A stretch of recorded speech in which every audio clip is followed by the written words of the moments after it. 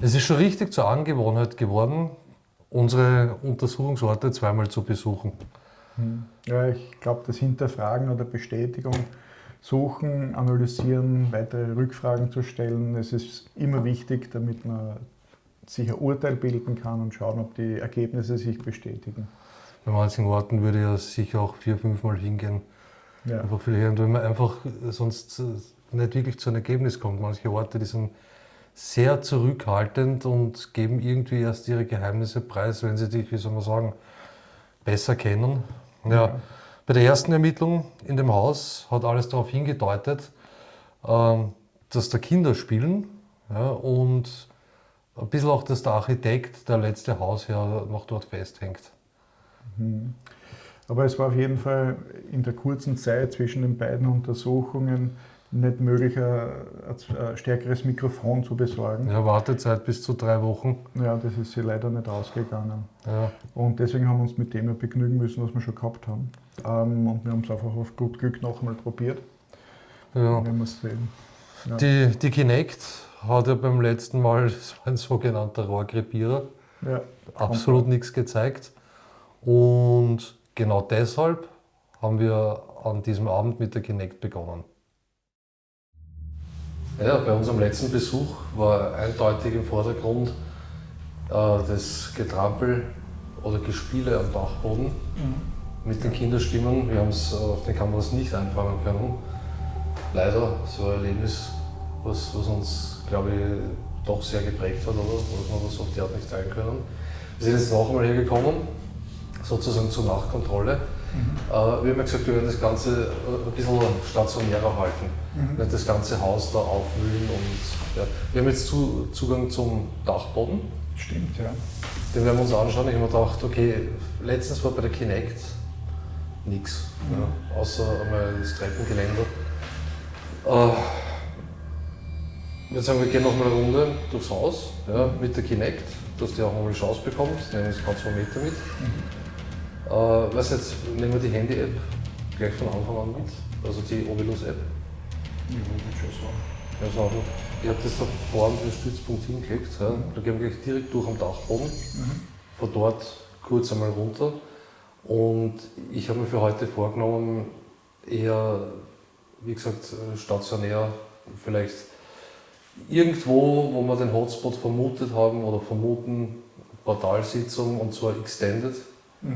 Ich habe halt leider meine ganzen Schutzketten vergessen. Ganz wohl fühle ich mich nicht dabei. Ja, und du weißt, wie ich reagiert habe in letzter Zeit mit dem Portal. Ja. War nicht so besonders. Schauen wir mal, ob es heute anders ist. Ja, nein, ich denke mir auch. Also die Besitzerin vom Haus hat uns jetzt erzählt, wie wir in den Dachboden reinkommen können. Wir haben uns das einmal vorab schon angeschaut und der Dachboden ist leer. Also von dem her ist echt nochmal spannender geworden, warum jetzt das Getrampel letztes Mal zu hören war. Wir schauen es uns heute an und ich werde es dann auch. Die Carina wollte das unbedingt abchecken, ob die irgendwo eine Stereoanlage oder Ähnliches hingestellt hat und uns da vielleicht so ein bisschen hinters Licht führen wollte. Hinweise derartig sind heute bei der Begehung gefunden worden oder nicht? Nein, gar nichts. Gar nichts. Ne? Der Dachstuhl ist leer eigentlich, also bis auf klar, Staub, Spinnweben. Aber sonst ist eigentlich nichts zum Sehen da oben. Gut. Also es ist ein beeindruckender Dachstuhl, natürlich entsprechend groß. Starte ich mal die Software, lass mich am Weg rauf nicht vergessen, die Ovilus-App mitzunehmen. Die machst du wieder. Okay. Und ich werde am Weg so ein bisschen die Kinect im Auge behalten. Und ich bis gerade 2 Meter auch. Dann gehen wir es an.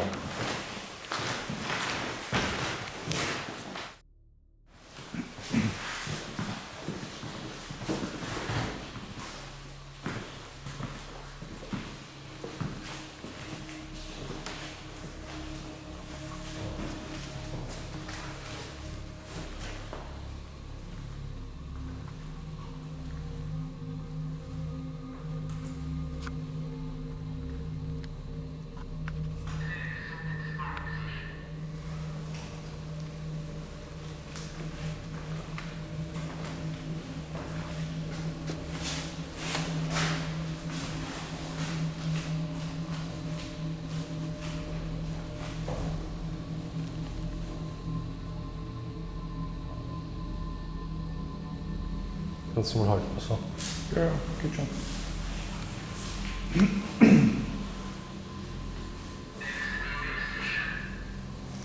Ja, also die App hat jetzt doch schon einige Sachen ausgespuckt und ich muss sagen, es ist eigentlich immer altbekanntes. Ja. Ja, es ist manchmal ganz interessant, aber ich denke mal, schon langsam auch ein blindes Huhn findet manchmal ein Korn. Das muss ich ganz ehrlich sagen. Gut, wir waren vorher essen. Ja. Das Handy war da, er hat halt zufällig Essen gesagt, aber mir ist das zu wenig eindeutig. Ja, wir werden es noch sehen.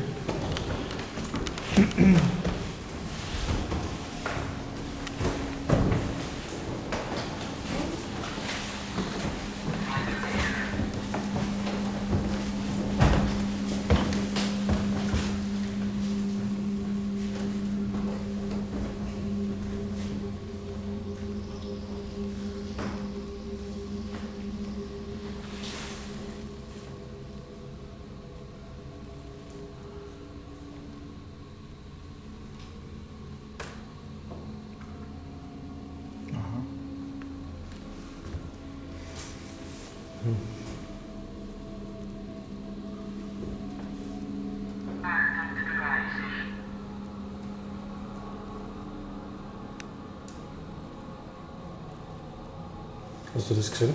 Ja, ja, doch. Das ist bei der Oberkante vom Torbogen ist so ein,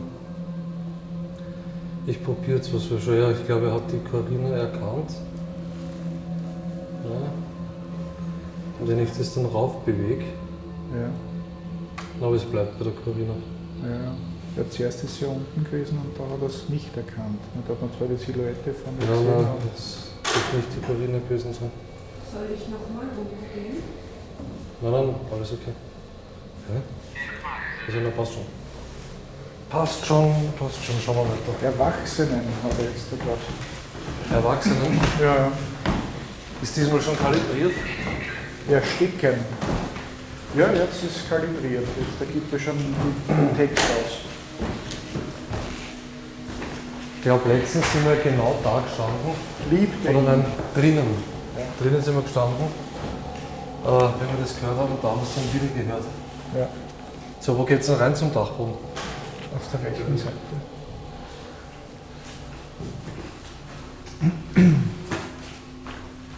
Ich schau da kurz trotzdem nochmal rein. Ja.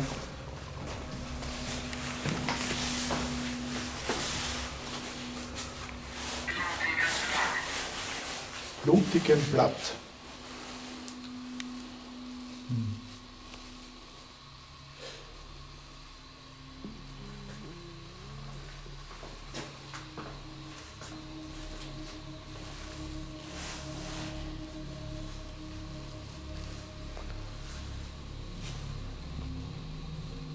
Nö. Still, ja. Also, da haben wir die Türe bereits offen lassen, die ist nach außen aufgegangen. Da geht's also rauf. Die Tür war hinter, der Zugang war hinter dieser Styroporplatte versteckt, die wir da auf die Seiten gelehnt haben. Alles klar. Aufpassen, dort geht Tier. Welches Getier? Ja, das weiß man nicht. Von der Größe her der Fäkalien, sage ich mal, das. Der Kurt hat zuerst gemeint, dann könnte vielleicht ein Waschbär gewesen sein. Es ist auf jeden Fall keine Ratte oder keine Maus, weil die machen kleinere Köttel.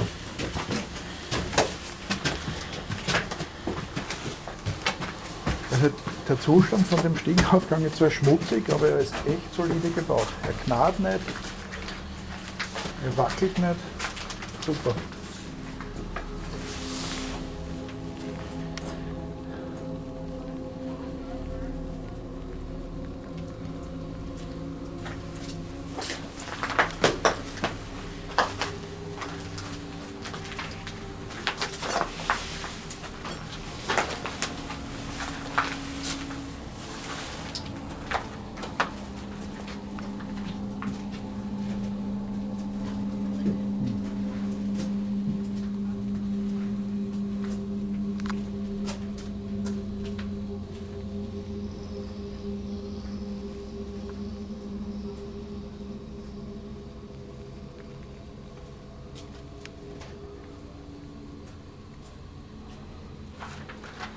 stelle diesmal absichtlich keine Fragen, weil ich denke, dass wir da sind, wird jeder mitbekommen, der was mitbekommen kann. Aufpassen, da liegt Kupfer.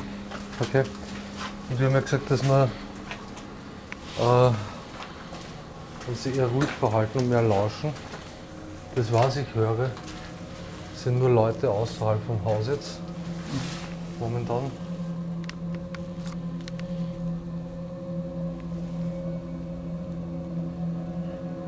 Die Dachstuhl ist auch beeindruckend.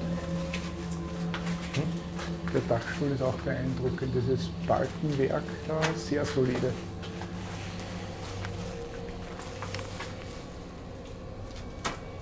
Und der Boden bewegt sich aber nicht. Ja, nur wenn du da unten bist, ja. Wir waren ganz unten Ja, und ich habe gesagt, bewegt euch mal oben. ja. Da wackelt das ganze Haus, das heißt, Oh, ja, ja, oben habe ich gar nichts gemerkt. Okay, da wackelt das ganze Haus. okay. Das ist total verbunden. Ja, interessant. Also wirklich stark, meinst du? Wirklich stark. Okay. Darum Das ist genau habe ich da auch an vorher der zu, Stelle gewesen, wie die ja, darum habe ich auch zu der Corinna gesagt, viele Menschen hat ausgegeben. wenn da jetzt irgendetwas ist, Ja. ja, was da letztens gespielt hat, man hört das kleinste Geräusch durchs ganze Haus.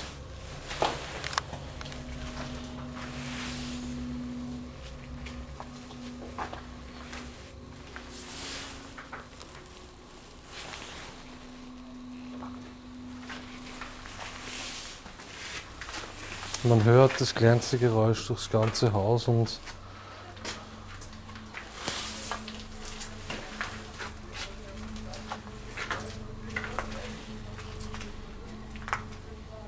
man hört auch von draußen sehr stark. Die Geräuschereien. Lesen. Weil es ist auch so, das Dach selber ist nicht gedämmt. Das sind wirklich Ziegel, wie wir das erste Mal durchgegangen sind, haben wir gesehen, dass teilweise auch Licht von außen durch das Dach, durch die Dachziegel durchkommt. Wow. Was war denn da jetzt? Kein Impuls.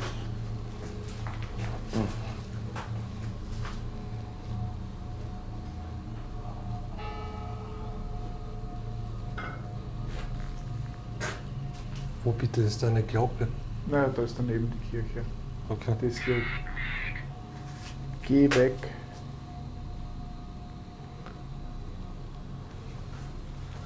Wer ist denn hier heroben?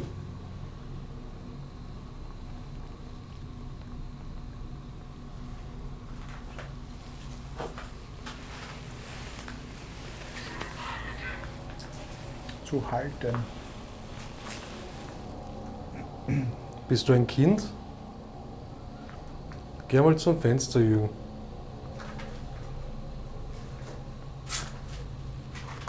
So, bleib mal dort stehen. Ja, geh noch ein Stück weiter. Ja, stopp. Neben dir steht der Jürgen. Jürgen, strecke mal die Hand aus.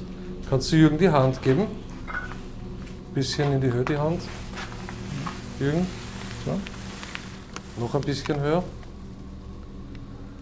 Jürgen, gib dir die Hand, du darfst Jürgen, ist hoffentlich okay für dich, Ja, absolut. gerne mal berühren. Gebete. Ich habe jetzt verstanden, geh bitte. Habe ich auch verstanden, ja. Halt die Hand noch ein bisschen höher. Jürgen. Ja. Geh noch ein Stück näher. Jürgen kommt ein Stück näher. Ja. So. Jetzt berührst du sozusagen die Knie und die Hände werden so in die Höhe weggezogen. Geh mal ein Stück zurück. Halt die Hand noch ein Stück höher. Ja? Wenn du möchtest, berühre Jürgen bitte einmal. Foto hat er jetzt ausgegeben. Ja, streck die Hand. Genau, ja. Ja? Ist das cool? gewussten. Das habe ich noch nie gesehen.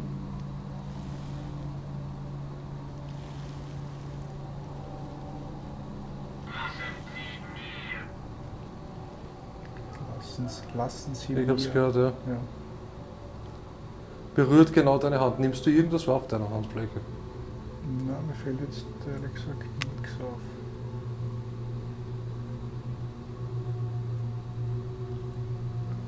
Könntest du bitte jetzt einmal die Hand wegnehmen von Jürgens Hand?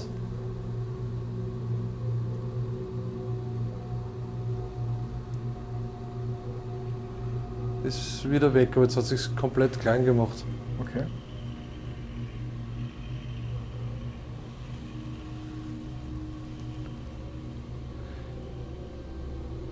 Nehmen wir mal das K2 in die Hand Mhm.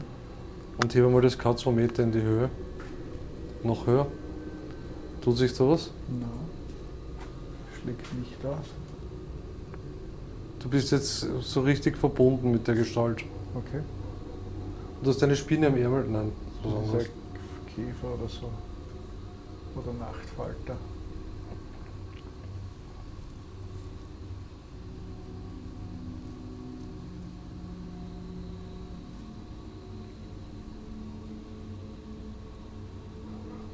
Sehr cool. Geh mal ein Stück zurück, wieder. Kannst du Jürgen noch einmal die Hand geben, bitte? Einmal noch, bitte.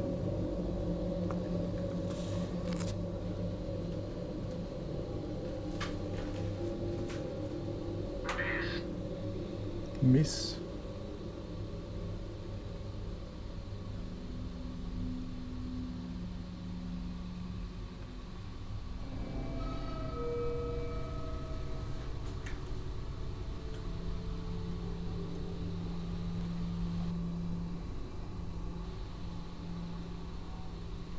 Weg.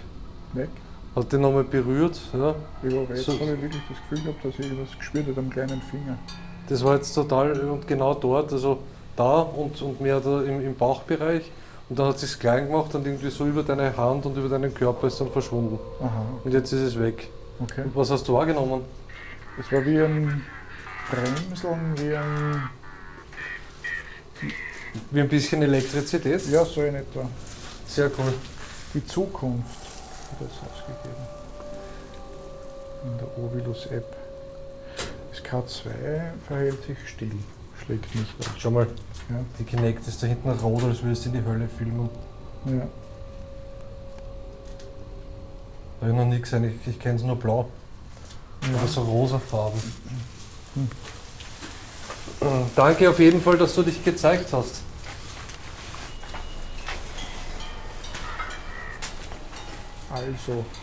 Also, Ja. wer ist denn sonst noch hier?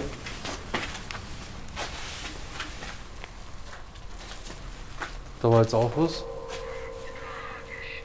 So tragisch. Es gibt schon wieder einen gewissen Zusammenhang mit diesen Aussagen, ja? Ja, und da, Zum geh mal ein Stück zurück bitte. zurück, ja? Ja.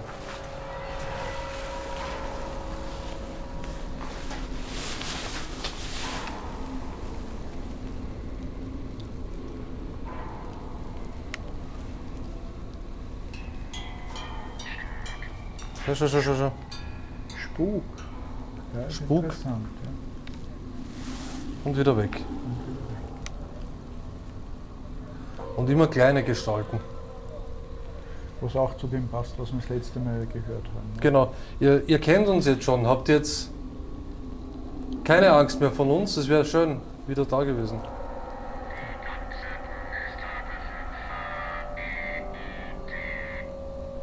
Die ganze Zeit.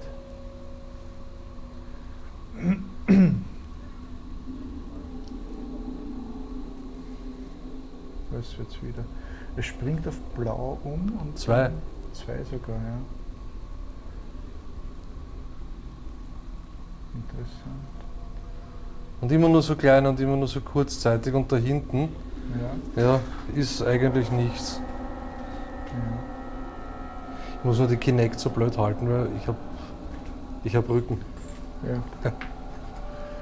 Gehst du nochmal hin? Es gibt da auch nichts, was man Es sind wieder irgendwie zwei. als Figur interpretieren könnte. Es sind Balken hier, aber das, wo die Figuren reinzeichnet, sind leere Räume und dahinter ist eigentlich sonst nichts zum Sehen. Ist wieder weg.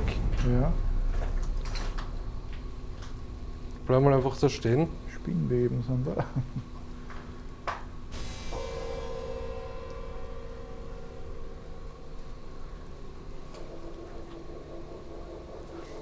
Geh mal ein Stück zurück.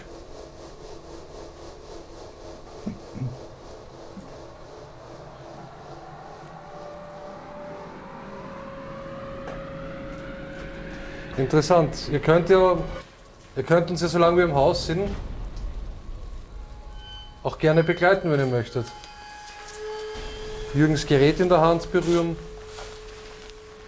Wenn die Lämpchen aufleuchten, dann wissen wir, dass ihr da seid. Wieder spielen. Wäre eine Möglichkeit. Schaut, 2 Stück. Ja. Ihr seid zu zweit.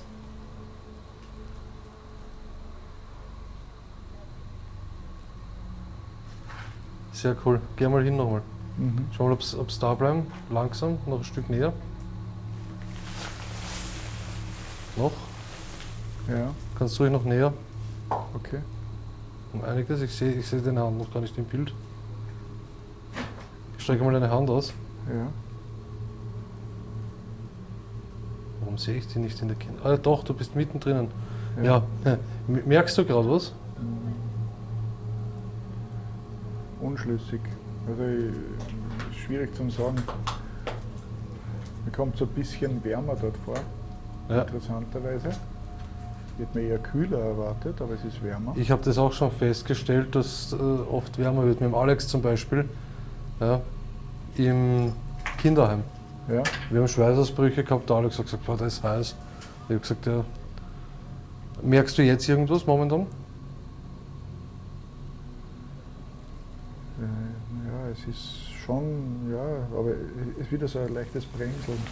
Und die Frage ist es permanent oder kommt es und geht es wieder? Es ist permanent, es wird eher ein bisschen intensiver, denke ich mal. Von Mhm. der- Ist dazwischen nochmal weg gewesen? Nein, jetzt nicht.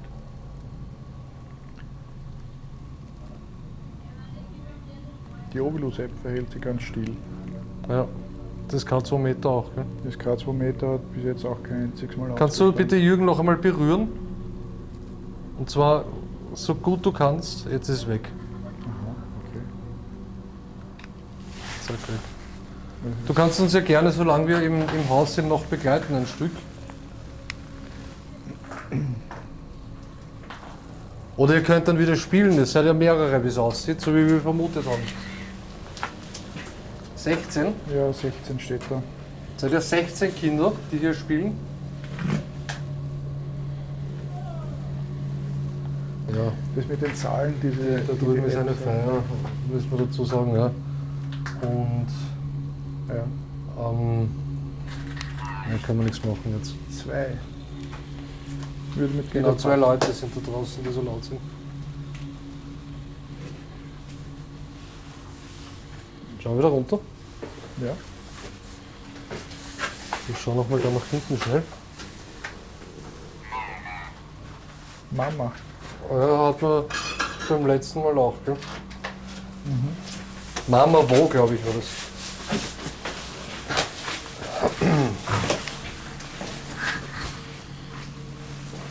Was war das?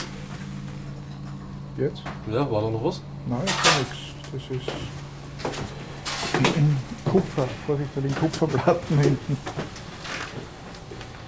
Aber es staubt doch ganz gewaltig. Gell? Ja. Es ist auch wirklich schmutzig. Du musst da schauen auf den Stufen, ist überall. Ich sehe die Stufen nicht, ich sehe gar nichts. Ja. Ich taste mich da die ganze Zeit die Stufen runter. Ja. Ich muss mich komplett hoppala, auf den Alex und auf den Kurt verlassen.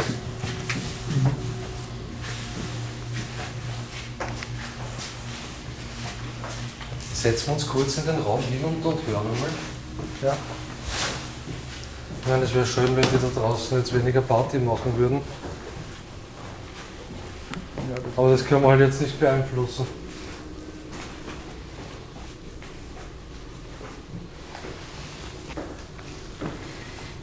Nur so eine Minute mal hersetzen und hören, ich würde gern die Kinect irgendwie da rausrichten.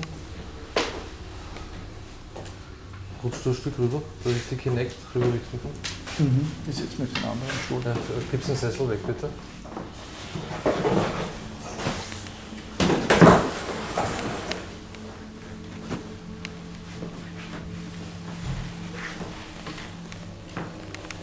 Es war ja so bei der ersten Untersuchung so Hinweise auf den Architekten.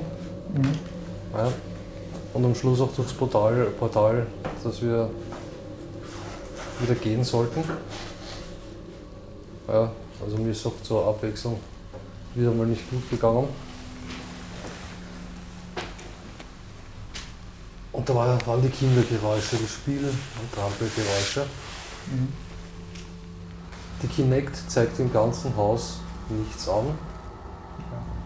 Ja, und das Haus bietet eigentlich sehr viele Möglichkeiten für die Kinect etwas zu interpretieren. Ja. Am Dachboden eher weniger, der ist weniger facettenreich. Und da lauter kleine Gestalten.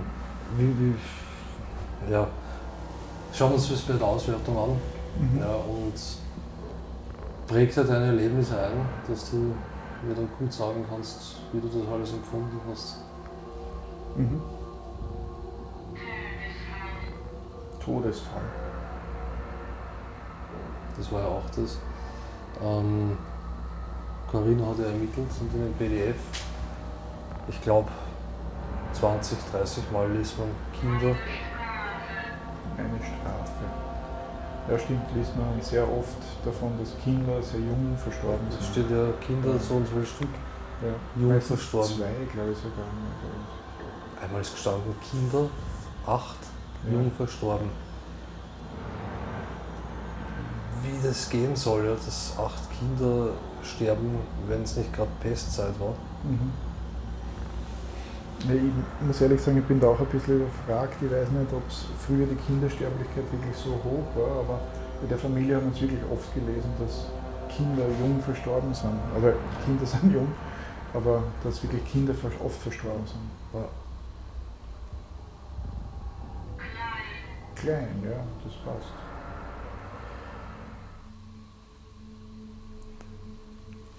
Liegt ein Fluch auf dieser Familie, weil so viele Kinder gestorben sind?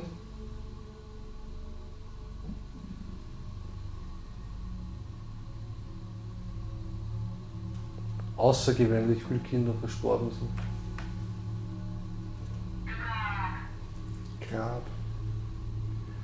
Also die Familie, wie man heute, das war mir vorher nicht bewusst, das ist eine Grafenfamilie gewesen, die hier gewohnt hat. Das ist eigentlich der höchste Adel, gehört zu den höchsten Adelstiteln.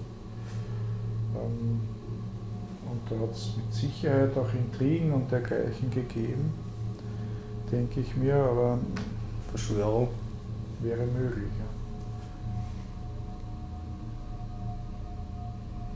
Ja. Es ist schon bemerkenswert, wie viele so alte Familien hier in der Gegend gewohnt haben, die halt dem Kaiser gefolgt sind. Seid ihr so nett und macht bitte wieder Geräusche am Dachboden oben? Wir würden euch so gern hören und auch sehen, wenn das möglich wäre. Oder zumindest wahrnehmen. Ihr könnt über dieses Gerät, wenn das berührt, könnt ihr uns auch signalisieren, dass ihr hier seid. Es leuchten dann hier die Lämpchen auf. Chaos.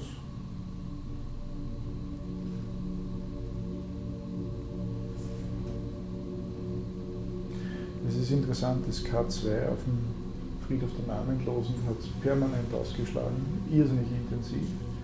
Hier ist es wieder absolut still. Du hast über die Kinect wiederum recht viel auffangen können. Die Ovilus-App trifft eigentlich auch, finde ich nicht schlecht. Also man kann da eine Geschichte ableiten, die passen könnte. Meinst du, es macht einen Sinn, wenn wir mit der Spiritbox draufschauen auf den Dachboden? Ich sag brechen. Ja, ich meine, prinzipiell sage ich mir, alles, was wir ausprobieren können, ist sinnvoll. Die Spiritbox ist, ja. Ich warte die ganze Zeit, dass wir uns was hören. Ne? Das ist vielleicht eine Möglichkeit. Ja. Ja, da wird es aber etwas leiser drehen müssen, glaube ich. Wenn es wirklich, Kinder scheinen sehr schüchtern zu sein, eher sich leicht verscheuchen zu lassen. Es ist was anderes, wie es am Friedhof war. Angst.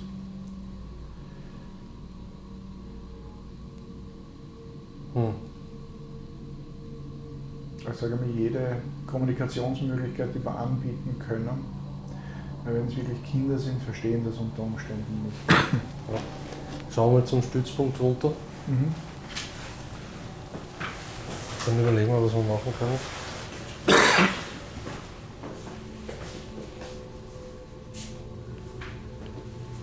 Corinna, hast du irgendwas gehört? Wo bist du überhaupt? Ich sehe dich nicht. Ich sehe gar nichts. Ah, da bist du. Du hast nichts gehört? Nein. Ich habe auch nichts gehört.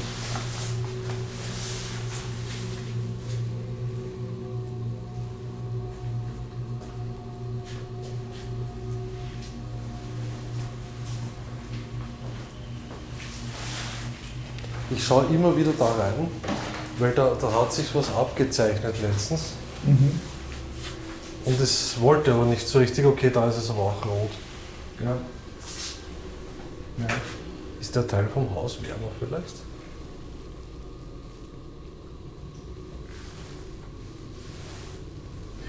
Also die Kinect hat ja keine Temperatursensoren drinnen.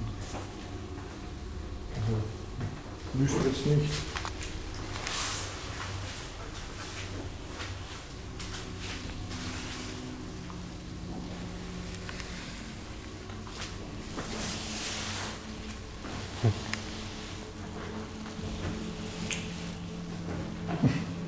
Ja, nein, ich sehe gar nichts. Das ist ganz,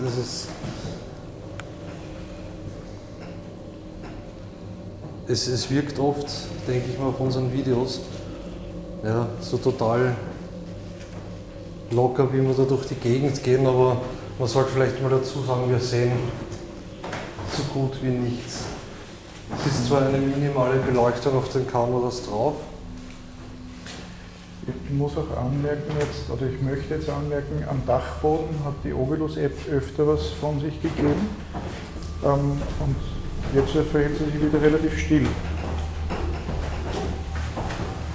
Der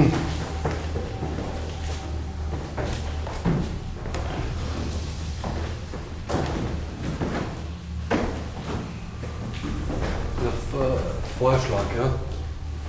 Magst du mit der App nochmal raufschauen? Radio. Radio, das wäre die Spiritbox. Mhm. Gehst du mit der, weil das kann 2 Meter, ja, Ja, ist hier nicht, wie es aussieht. Gehst du mit der Spiritbox und mit der App nochmal rauf ja, für eine Viertelstunde? ja, okay. Gehen wir zum Stützpunkt.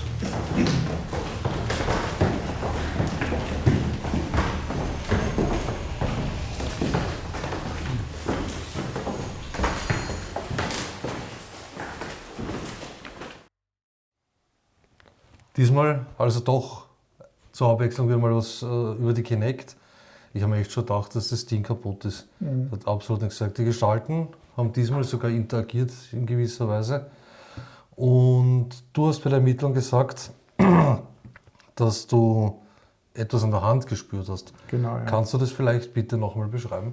Ja, das war ganz spannend. Also am Anfang habe ich mir gedacht, dass ich nichts spüre, nichts wirklich wahrnehmen kann. Und dann hat es plötzlich begonnen, dass ich so ein ich sage mal, Bremseln gespürt habe auf der Hand. Dann ist es plötzlich wärmer geworden. Und also es war ganz, ganz spannend, aber irgendwie schlecht zum Beschreiben. Es war einfach so, es ist einfach anders geworden beim Hingreifen. Ja. Ja. Ja, und die Ovilus-App hat ja dann auch einige Worte ausgespuckt, die auch teilweise wirklich ganz gut gepasst haben. Ja. Das war schon auch beeindruckend. Dazwischen die Zahlen, die immer wieder kommen, die habe ich dann ehrlicherweise oft ignoriert. Also außer sie haben wirklich einen Sinn ergeben oder sie haben irgendwie reingepasst, dann habe ich es mal erwähnt. Aber die meisten Zahlen kann man kaum was assoziieren und deswegen habe ich es dann auch gelassen, die speziell zu nennen. Teilweise haben wir die sogar genervt schon und darum habe ich die Zahlen, die nicht irgendwo in einem Zusammenhang gestanden sind, offensichtlich auch bei der Beschriftung ignoriert und ausgelassen. Außerdem, ich denke man versteht die Ansagen sowieso meistens. Ja, ja, und nachdem laut der Ovilus-App das Radio verlangt wurde, ist Jürgen dann gleich mal eine Runde mit der Spiritbox losgezogen. Ja, gut, dann werden wir mal raufgehen.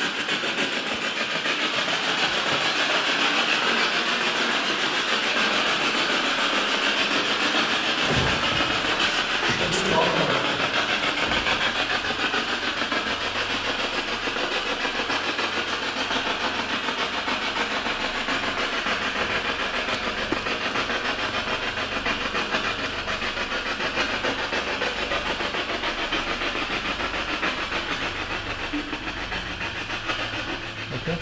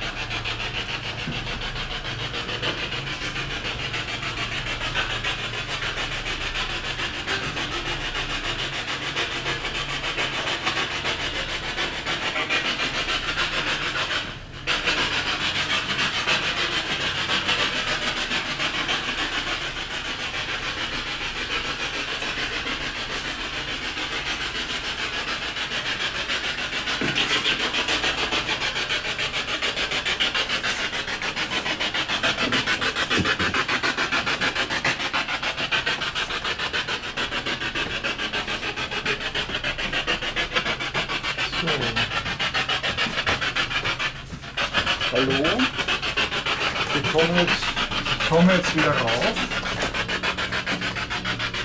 Diesmal mit einem Radio, ich habe das zuletzt auch erwähnt. Ihr könnt auch über diese sogenannte Spiritbox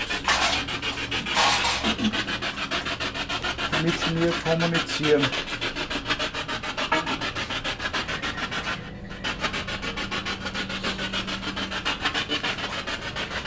Über die Ovilus-App kommen Zahlen, die sind ein bisschen schwierig zu interpretieren. Über die Stelle, wo der Alex mit der Kinect zwei kleine Gestalten wahrgenommen hat, seid ihr wieder hier.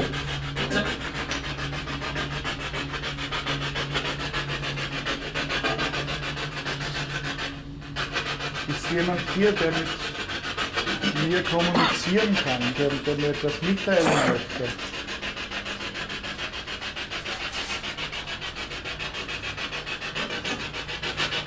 Kerze. Und mich hat die Ovilus-App ausgegeben.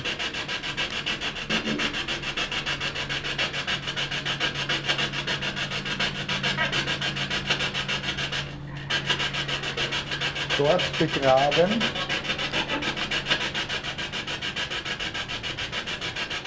wer ist hier? Ist hier jemand anwesend?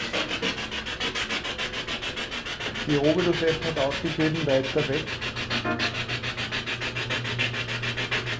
Wie ist euer Name?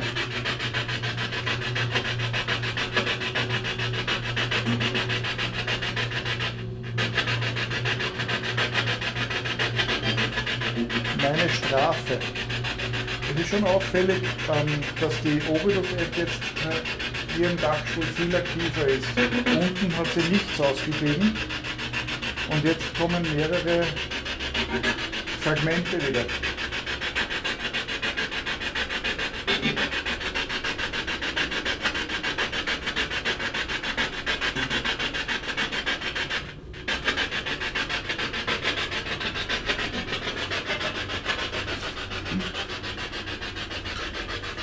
Wer seid ihr? Ist jemand hier, der mit mir sprechen möchte?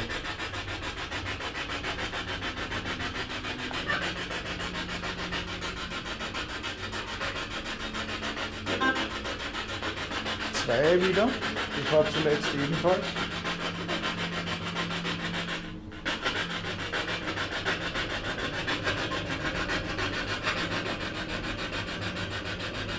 In welchem Jahr lebt ihr?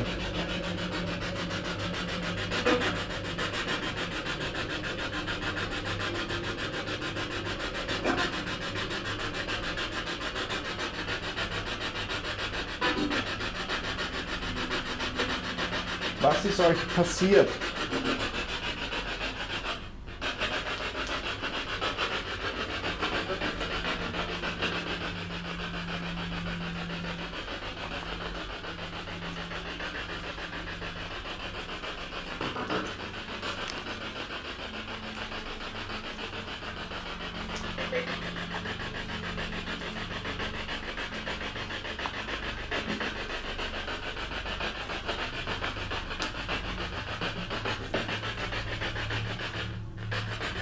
Wie viele sind von euch hier?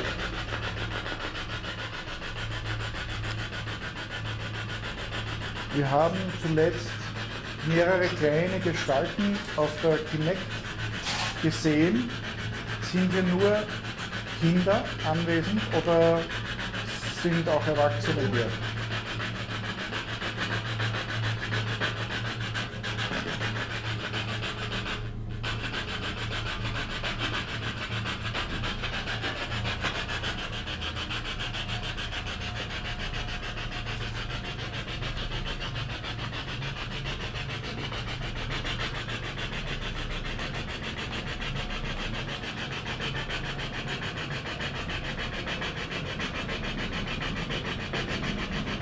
Ich vermute, dass ihr Kinder von dem Grafengeschlecht seid, das hier gelebt hat, in diesem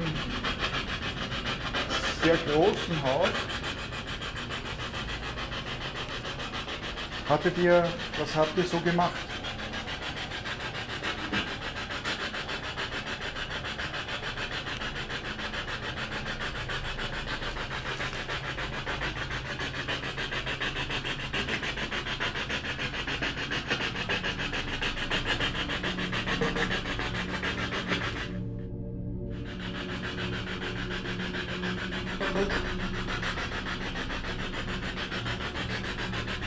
Wie war euer Leben?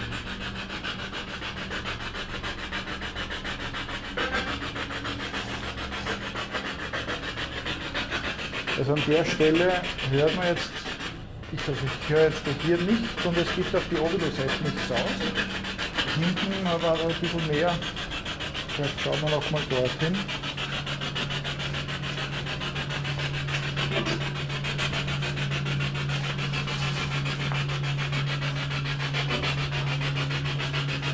Ihr könnt gerne mit mir reden. Ich würde mich sehr freuen, wenn ihr mir etwas mitteilt. Ihr braucht doch keine Angst zu haben.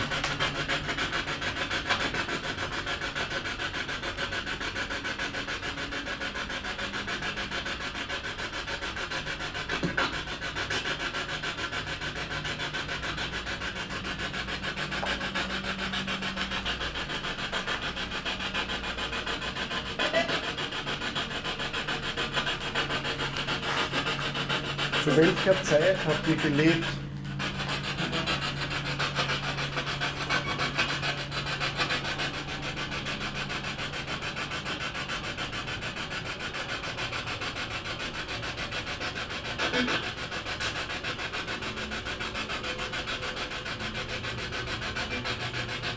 Wieso seid ihr noch hier?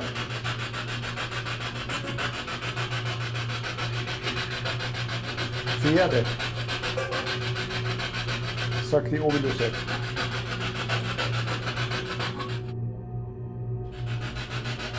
werden später bei der Auswertung sehen, ob die Spirit Box etwas liefert. Sprechen. Ja, ich spreche die ganze Zeit. Ich muss auch euch Chance geben zu antworten.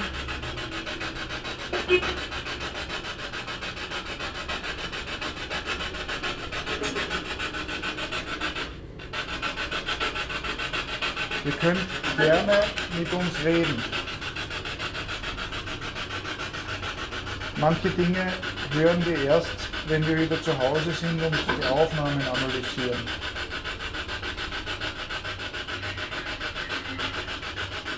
Jedes Jahr. Was ist jedes Jahr?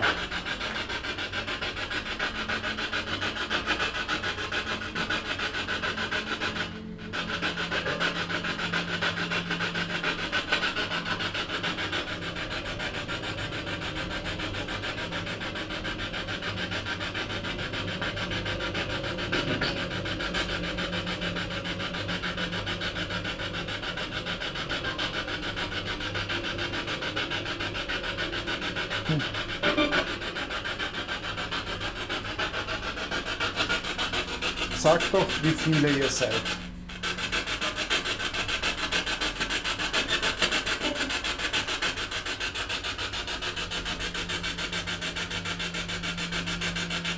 Ihr seid hier in einem sehr schönen Haus. Seid ihr gerne hier?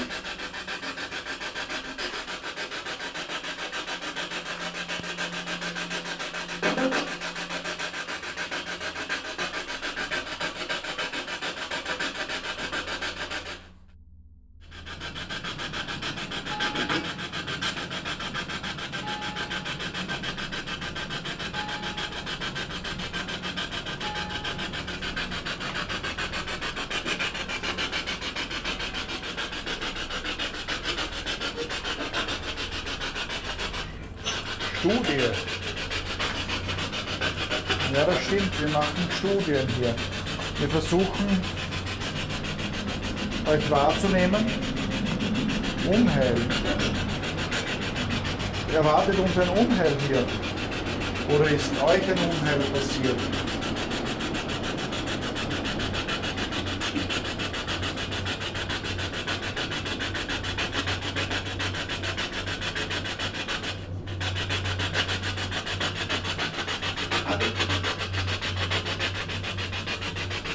Das Gebäude ist nicht mehr im besten Zustand.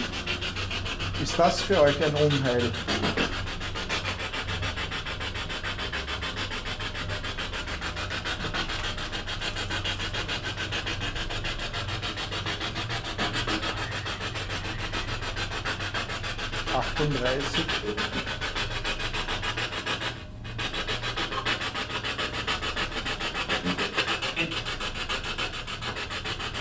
Das Gebäude ist 1847 erbaut worden, was den Keller betrifft.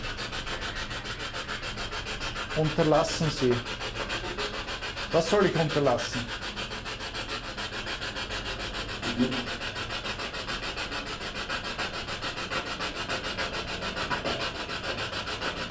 Und das Gebäude, wie es jetzt aussieht, ist 50 Jahre später, 1897, erbaut worden und zuletzt leider ziemlich verfallen.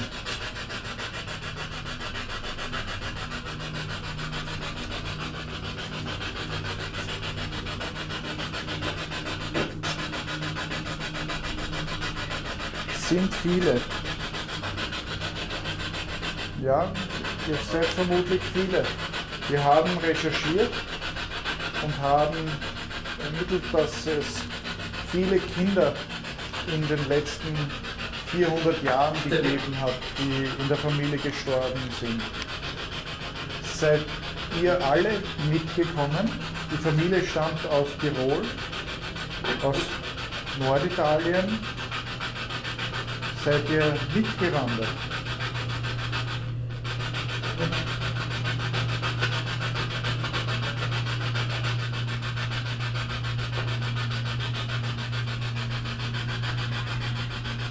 Max, ist das einer eurer Namen?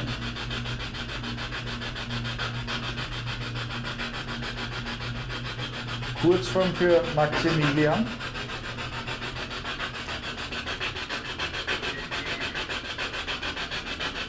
Vergeben.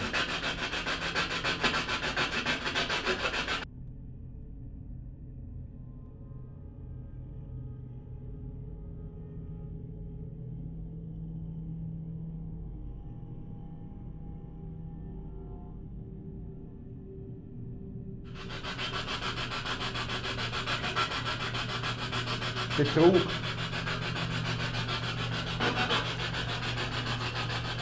Ich habe den Eindruck, es geht um ein Familiendrama. Seid ihr betrogen worden? Oder hat ihr jemand betrogen?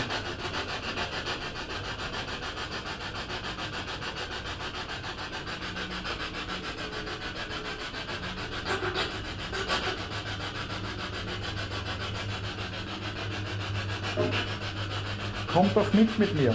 Ihr könnt weiter mit mir reden.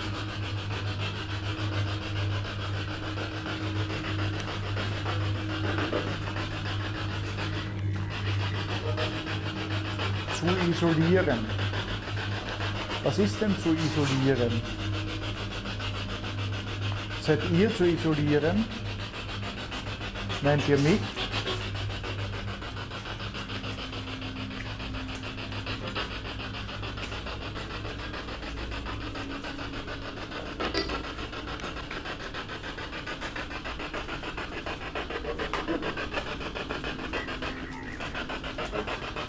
Im Freien. Im Freien. Seid ihr im Freien? Hin und wieder? Immer wieder? Oder ist es im Freien etwas zu isolieren?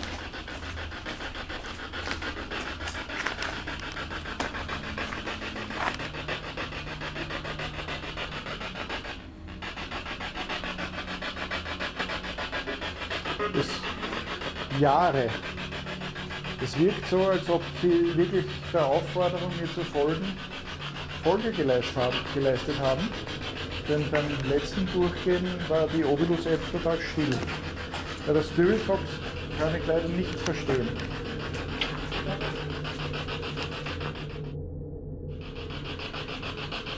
Naja.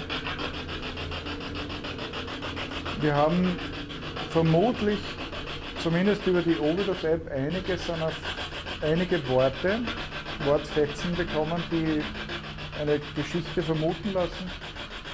Ich denke, wir werden jetzt hier an dieser Stelle wieder abbrechen, wieder runtergehen zum Stützpunkt.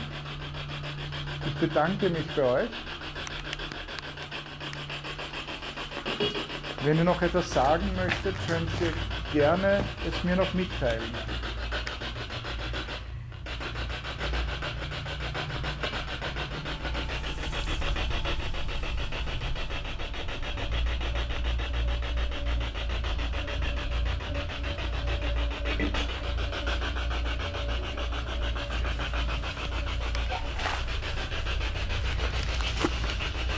Also ich nehme an, dass der Name Max einer von euch ist. Danke Max, an dich speziell, weil du vom Namen her bekannt bist. Und auch an alle anderen. Flüssigkeit. fertig.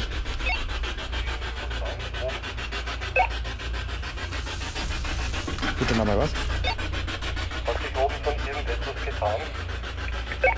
Jürgen, hat sich das getan? Bitte? Hat sie was getan? Ja, Die App ist gerade abgestürzt. die App ist Die gerade abgestürzt. Ovilus-App. Jetzt?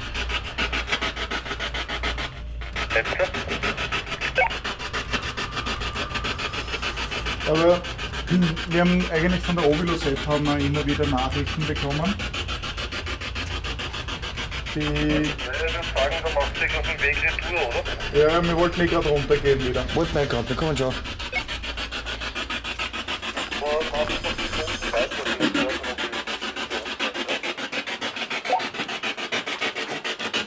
So. Die Worte, die da wir gehört haben, waren zum Beispiel Bitte, Böse, Ja ist gekommen. Sehr oft ist Hallo gekommen. Also so oft habe ich das überhaupt noch nie beim Radio gehört. Ja, überhaupt beim Radio hören. Ja, man hört natürlich schon Hallo und Begrüßungen, aber dass man in, also nicht 20 Minuten auf 40 Sendern andauernd Hallo hört, ja okay. Vielleicht war auch der Welt-Hallo-Tag, ich weiß es nicht. Ja, so ist dann vorgekommen. Gell? Ja. Also womit hat es dann auch noch gegeben? Es gibt, wo bist du? Genug. Dann natürlich wieder mal geht weg, also das kommt auch sehr oft, und verlasse, und dann Salzburg. Ja, genau, weil also in dem Moment, dass du gesagt hast, dass die Ahnen aus Tirol kommen, kam sofort die Korrektur Salzburg. Ja. Ja, das war sehr interessant. Die Ahnenforschung hat ergeben, dass die Familie sehr stark mit Salzburg verbunden ist. Und auch der Name Maximilian kam vor. Der stammte ebenfalls aus Salzburg. Also Maximilian, der hatte auch Kinder, die jung verstorben sind. Jahreszahl rund um 1785. Ja, und Hölle kam dann auch noch vor. Unsere Theorie mit den Kindern verdichtet sich, denke ich, immer mehr. So wie die Hausherrin noch sagt, scheint dort nur Gutes oder überwiegend Gutes zu sein.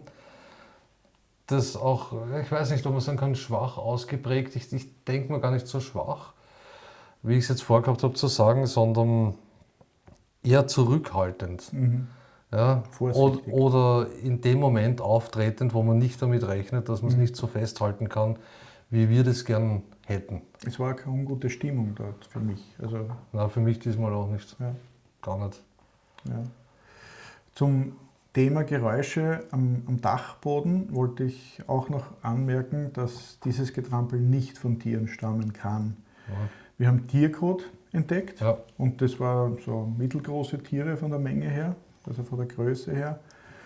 Und man muss schon drüber nachdenken wegen des Lärms, aber für die kleinen Tiere oder von der Kotmenge her, kleinen Tiere, ist es auf jeden Fall definitiv viel zu laut Es gewesen. sind keine 50 oder 100 Kilo Waschbären da oben auf jeden Fall.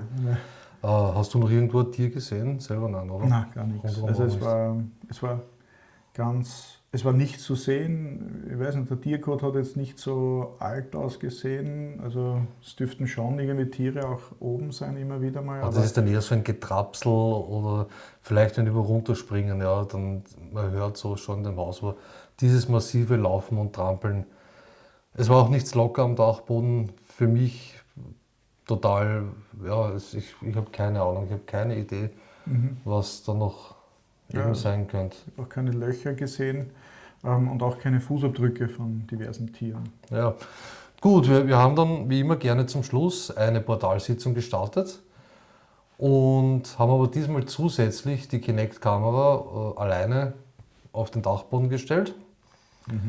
Wir haben uns gedacht, dass wir vielleicht, sollten wir Getrampel hören, etwas zusätzlich mit der Kinect-Kamera einfangen können. Ja, wir haben uns sozusagen im Hauptteil vom Haus, im zentralen Teil, positioniert, da auf der Stufe, auf der Treppe. Die Kinect haben wir währenddessen am Dachboden positioniert, wo wir das meiste eben gehört haben von den Kindern. Mal schauen, ob da irgendwo was kommt. Die kann man nicht so lang laufen lassen, die müssen wir irgendwann mal in einer Viertelstunde leider überholen. Es braucht auch eine Zeit, bis die Aufnahme gespeichert ist und die Batterie ist schon ziemlich leer. Du hast noch ein paar Sachen da drauf, glaube ich. Genau, also während dieser Neuorganisierung sind einige Worte gefallen, die zum Teil interessant sind. Es ist Heiden gekommen, dann war mich sehen, er redet mir relativ laut dazwischen. Dann Echos ist gekommen, Fragen, Stuhl, auch das sind Geister. Sie erzählte,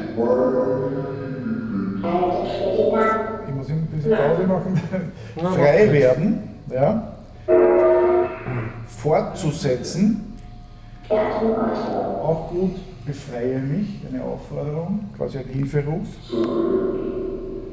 Die Zahlen lasse ich jetzt aus, also 87, damit kann man nicht wirklich was anfangen. Dann ist Uhr gekommen, also die Uhr. Sie nicht hier und mir. Dann Feigling, zu wenig, Götter, Hände, mich sehen, aufgeben. So die Worte bin ich jetzt Was war gekommen. das letzte? Aufgeben. Okay.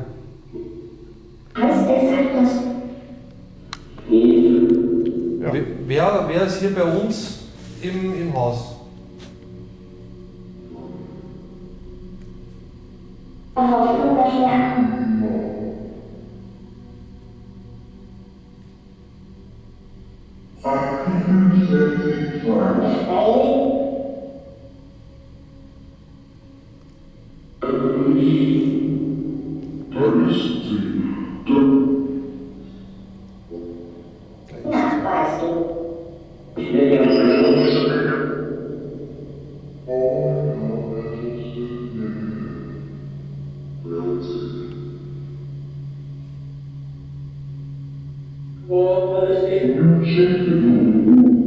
Wir sind uns ziemlich sicher, dass Kinder hier sind. Hast du es verstanden? Studie ist jetzt gekommen.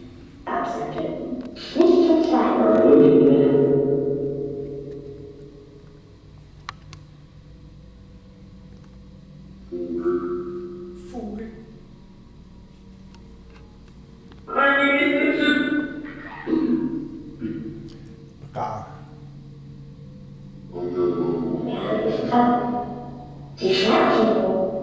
Sie scherzten wohl.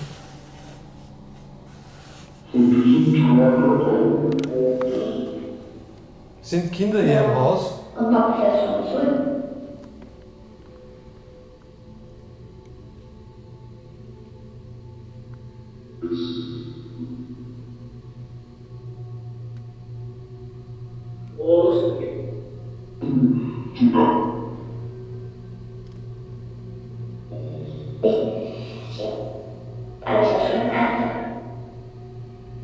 Hören.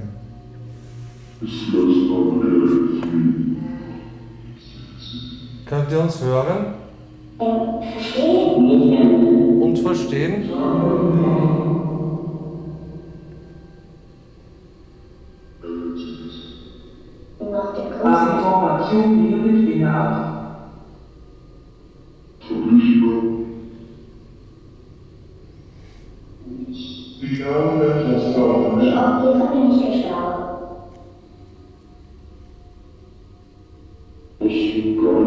Hast du jetzt gesagt, dass du hier gestorben bist?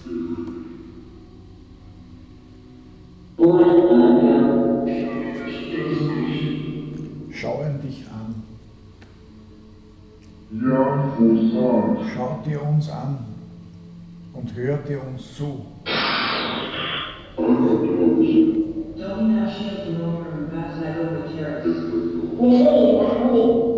Sehr intelligent.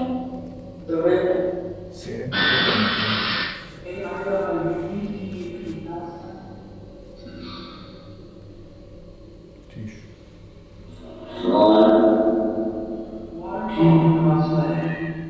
Blind. Könnt ihr uns wahrnehmen?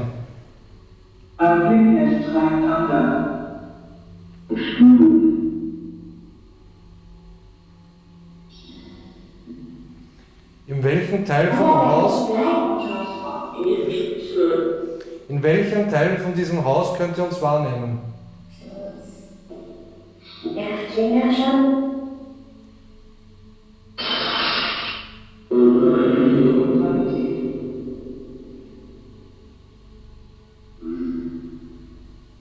Auf der Suche.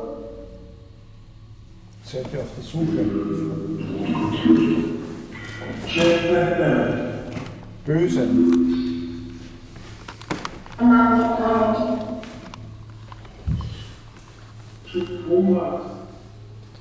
In welchem Teil von diesem Haus befinden wir uns? Wo sitzen wir gerade?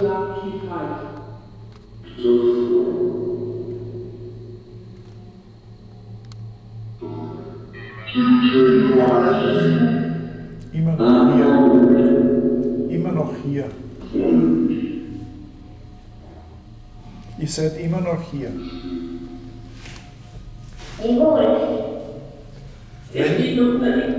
Wenn ihr uns wahrnehmen könnt, sprich sehen und hören, dann sagt uns doch bitte, wo sitzen wir? Wo befinden sich Jürgen und ich?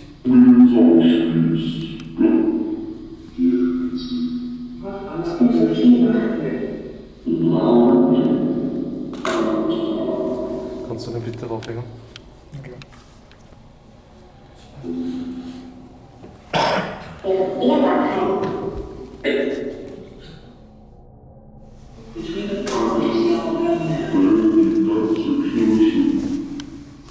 Wo befinden sich Jürgen und ich?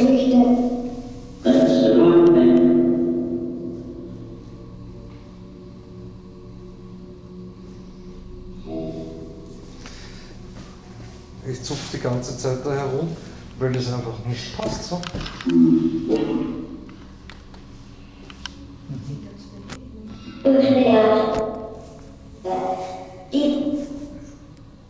Was ist denn? Was war denn?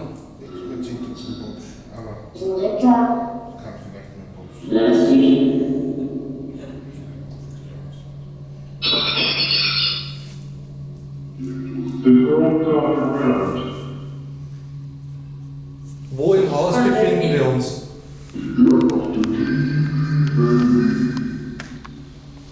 Bitte beantwortet diese Frage. Und nur so können wir herausfinden, ob ihr uns wirklich wahrnehmen könnt. Ausgespielt.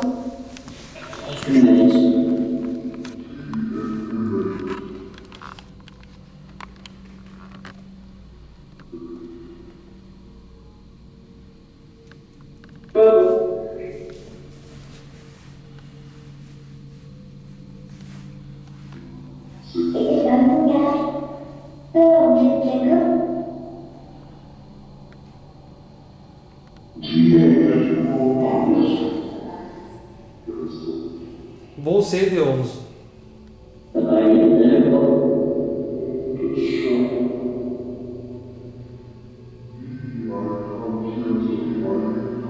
Saß als ich.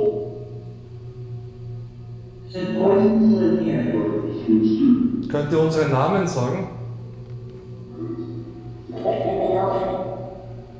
Wahrscheinlich. Dann macht das doch bitte.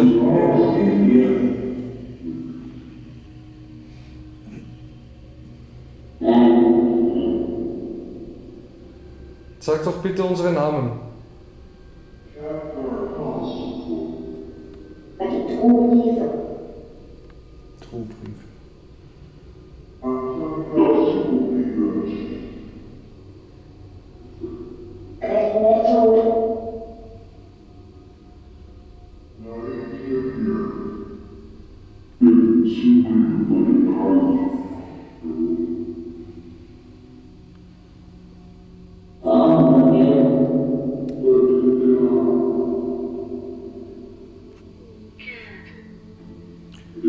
Kind. Wie viele Kinder sind denn hier?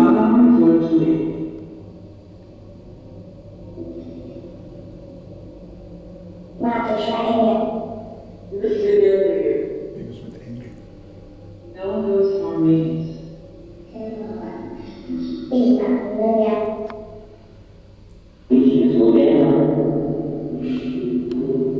Was machen die Kinder hier?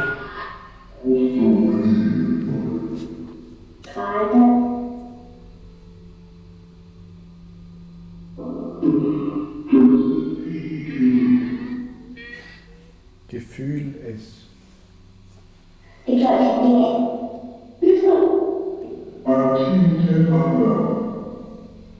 Wollt ihr bitte noch einmal am Dachboden spielen? Wir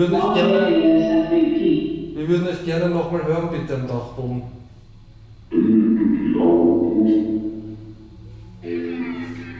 Fragen. Ja?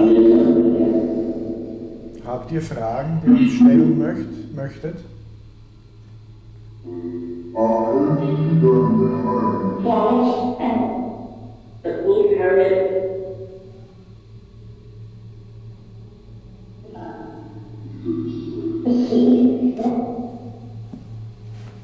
Macht doch bitte nochmal Geräusche am Dachboden.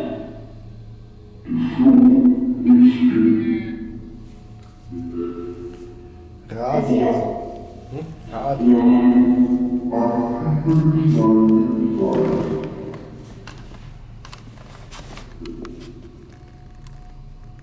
Das ist irgendwie momentan so eine Ansammlung an Meldungen aus der Spiritbox, also aus der Ovilus-App meine ich, und dem Portal, die, wenn ich das zusammenfasse, wir sehen euch, wir nehmen euch wahr, die Kinder, was war jetzt am Schluss? Radio. Radio. Immer noch hier. Ja.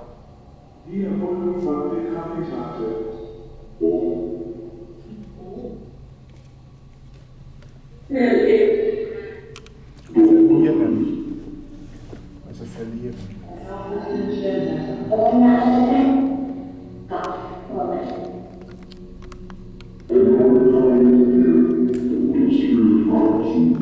Könnt ihr Jürgen und mich sehen?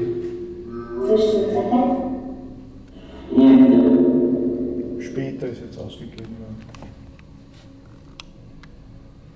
Ihr könnt es später spielen.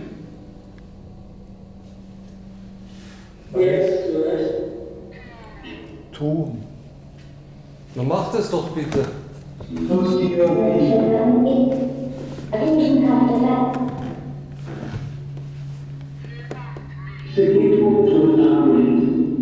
Verdammt mich.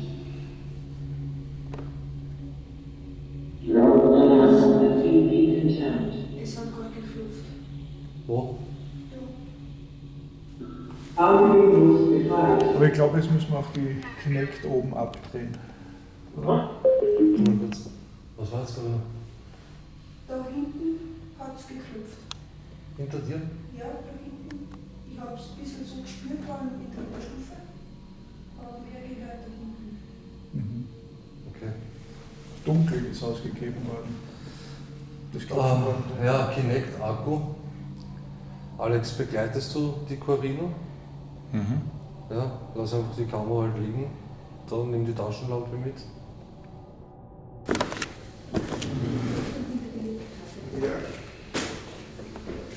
Wir machen einfach weiter, Kurt, ja?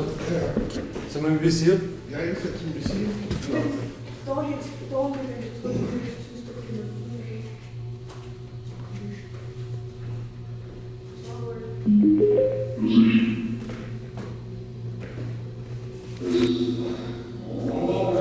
Ja. Wer hat denn hier geklopft?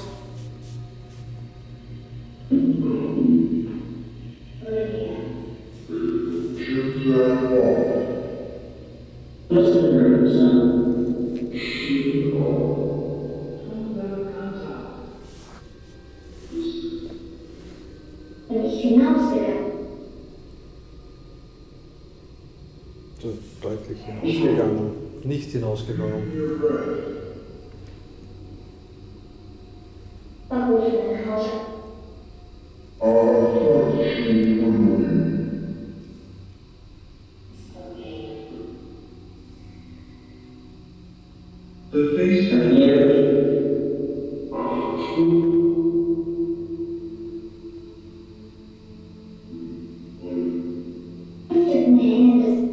Wie viele Kinder sind hier?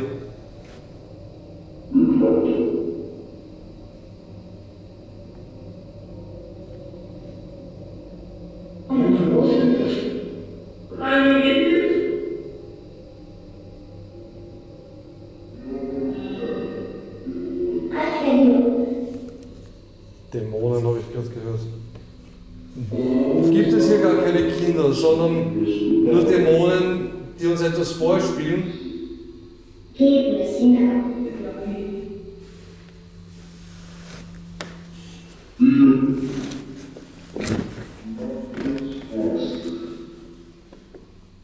Ruhe auf den Menschen.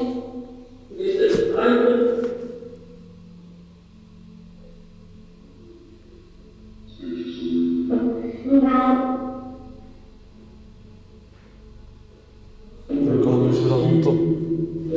Dann speichere ich schnell die Daten und dann machen wir noch ein bisschen weiter mit Portal. Ja. Oder? Klar.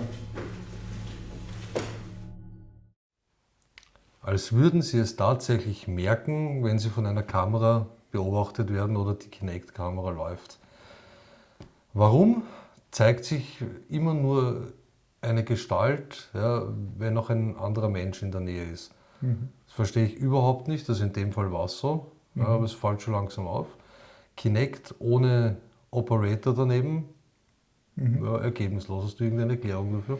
Eine Erklärung nicht. Ich hätte mir gedacht, dass ein Mensch ist ein soziales Wesen und das war der Mensch immer schon und vielleicht brauchen sie eine gewisse Nähe oder das Gefühl, dass sie mit einem anderen Menschen interagieren können, sodass sie dann aktiver sind, denke ich mir. Das wäre vielleicht möglich. Oder Schatten, die man selber wirft, die man einfach nicht sehen kann. Nein, Schatten, die man nicht sehen kann, ist ein Blödsinn, oder? Also wenn man seinen eigenen Schatten nicht sehen kann, dann ist man eigentlich auf der Seite, die wir einfangen wollen, oder? Das, ja genau, das haben wir aber auch ja probiert. Nicht? Wir haben ja geschaut, ob da irgendwo dann jemand reingehen kann und ob die Kinect dann anspricht und es war dann sogar so, dass die Kinect gar nicht reagiert hat. Ich weiß das, aber ich wollte es trotzdem mal zur Sicherheit zu Protokoll bringen und erwähnen. Ja, wir mussten auf jeden Fall zwischendurch die Kinect einmal vom Dachboden wieder absammeln, da der Akku schon ziemlich leer war und wenn das Ding abstürzt, dann gehen die ganzen Daten verloren. Das wäre dann bitter gewesen. Stimmt, ja, das muss man unbedingt vermeiden. Und was ist dann jetzt noch so aus dem Portal gekommen? Und hier war meiner Meinung nach sehr interessant, er kann dich stärken, Blut, es häuft sich, total, sekiert mich. Sekieren ist übersetzt necken, Oder belästigen. Ja. belästigen, ja. Ja. Gehen, Klassiker oder was immer spannend ist, die Leichen. Ja, das passt jetzt ja Haben wir Wort Leichen eigentlich. schon einmal gehabt? Ich Nein. kann mich gar nicht erinnern. Nein, das Wort selber jetzt auch nicht, aber es hätte thematisch eher vielleicht zum Friedhof gepasst, ne? Also Richtig, was dort gekommen ist. Es war auf jeden Fall trotzdem spannend. Von Hoffnung erschlagen. Das finde ich besonders stark. Von Hoffnung erschlagen, Ja. das ist schon fast philosophisches Kaliber, Ja, oder? denke Wenn ich man mir auch, darüber nachdenkt. Ja, absolut. Ja, da kannst du drüber nachdenken und philosophieren. Dann ist Schreien gekommen, dann ach, weißt du, als er es schon hatte und sehen uns, was auch noch gekommen ist, ich darf etwas sagen, fast schon ein bisschen unterhaltsam, ist depperter. Was so viel heißt wie Idiot. Ja.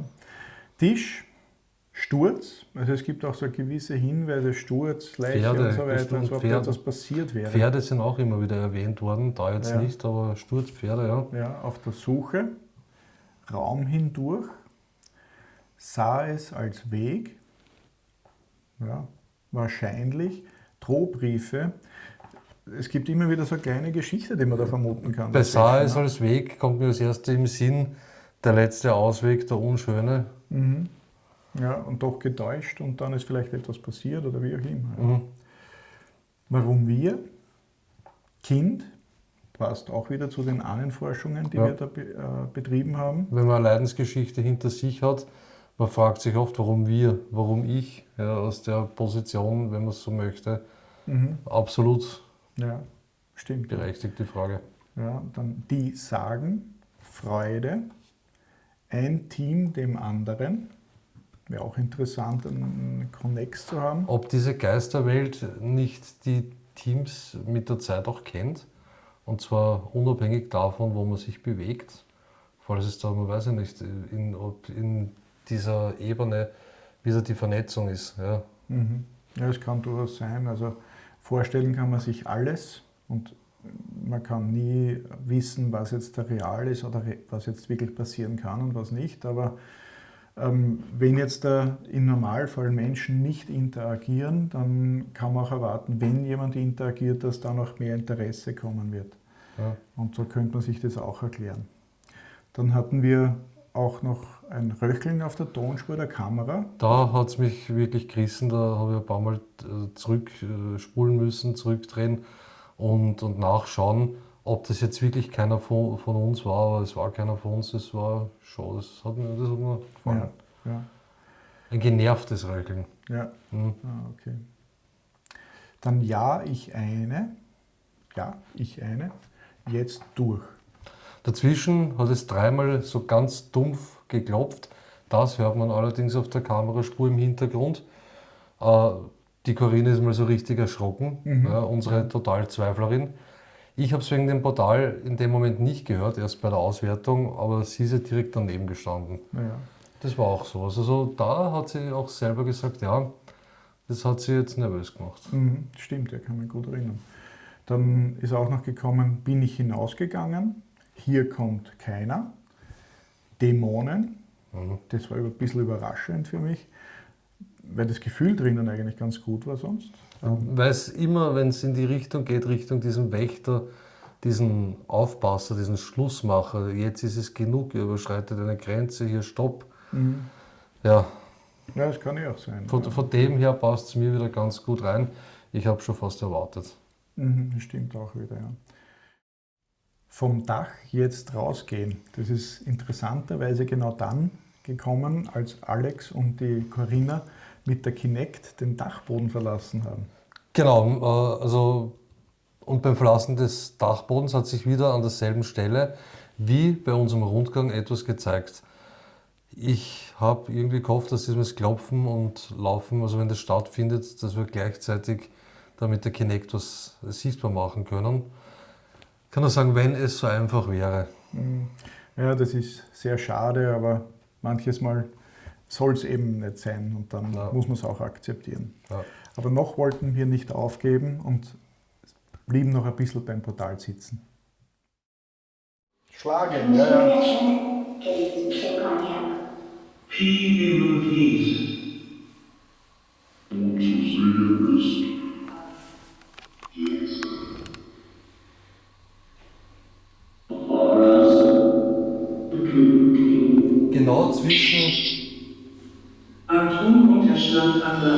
Genau zwischen da den Stehern eine kleine Gestalt.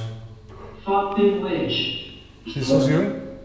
Nein, ich sehe da nicht hin. Ja, okay, kannst du jetzt nicht verdrehen. Also genau zwischen den Stehern eine kleine Gestalt. Jetzt sehe ich es, ja. Ja.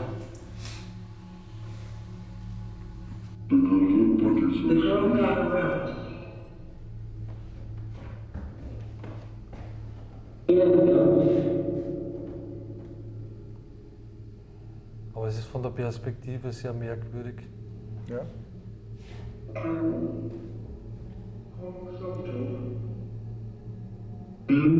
Aber es weicht meiner Hand aus. Wenn ich die Hand runtergebe, wird es immer kleiner und ich spüre es richtig warm bei den Fingern. Und wenn ich die Hand wieder weggebe, wird es wieder größer. Das ist total interessant. Jetzt wird es ganz klein.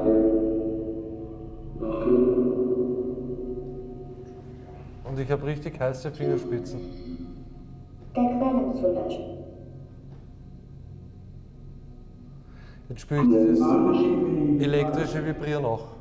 Okay. Das, was ich zuerst auch. Ja, das ist wie ein leichtes Taubheitsgefühl. Ja, genau. Das ist eine Nervenstörung. Ja, genau.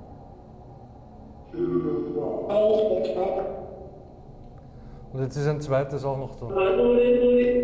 Schon wieder zwei. Du hast zwei. Na, oben waren sie auch zwei. Ja. Auf dem Dachboden. Getragen wird. Könnt ihr uns wahrnehmen? Dann hebt bitte eure Hand. Einfach in die Höhe heben, bitte. Sonne erscheint. Here to the up. Genau.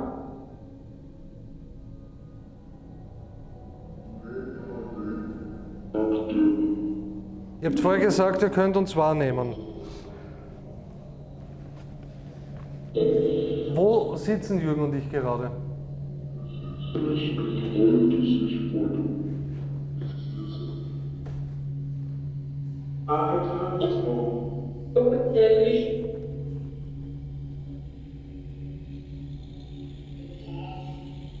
Der Grabe liegt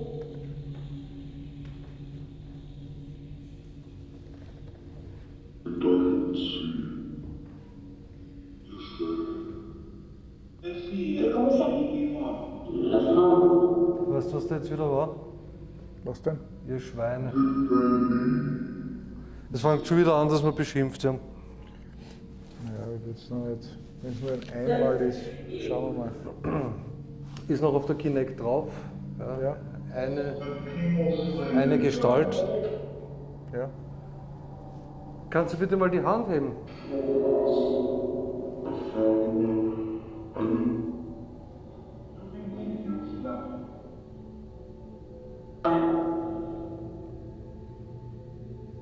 Ja, es ist so schade.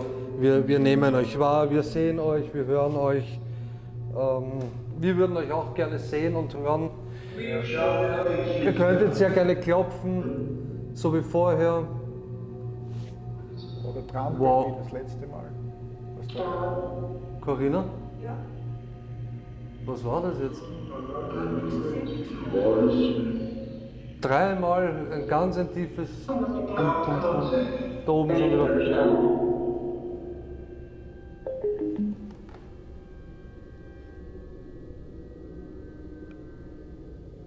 Hat das irgendwer von euch gehört außer mir? Ich hab's jetzt nicht gehört. Dreimal ein tiefes, wieder als würden wir laufen. Und wir haben leider noch immer kein ordentliches Mikrofon, weil vom letzten Mal bis heute, das war einfach zu kurz.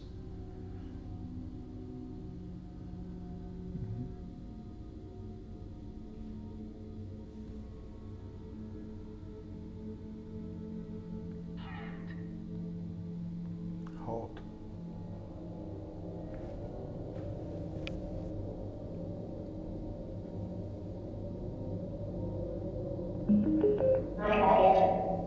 nicht bleiben können.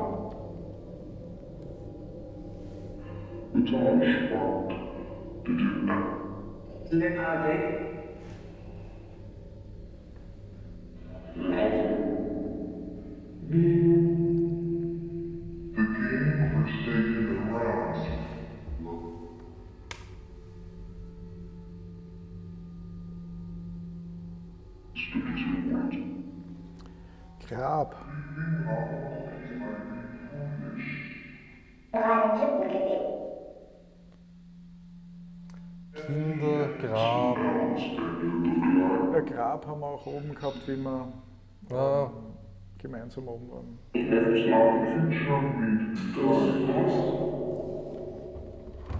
sind hier Kinder begraben? Das würde auch mit den Recherchen zusammenpassen. Die verstorbenen Kinder.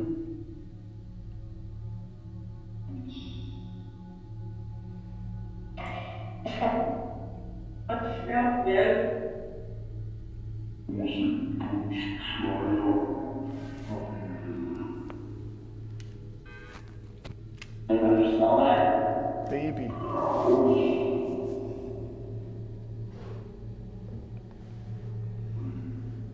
Unsere Gefährten.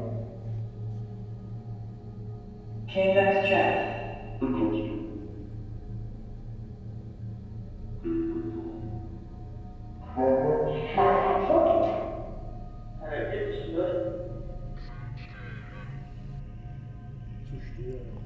Wir haben eigentlich gar nicht gewusst, bis vor kurzem, dass wir noch einmal herkommen können.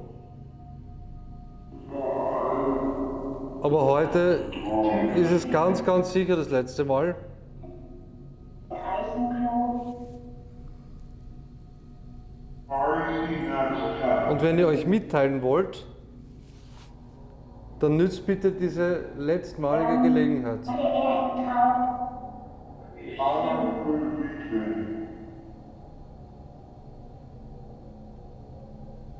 Also ungefähr alt.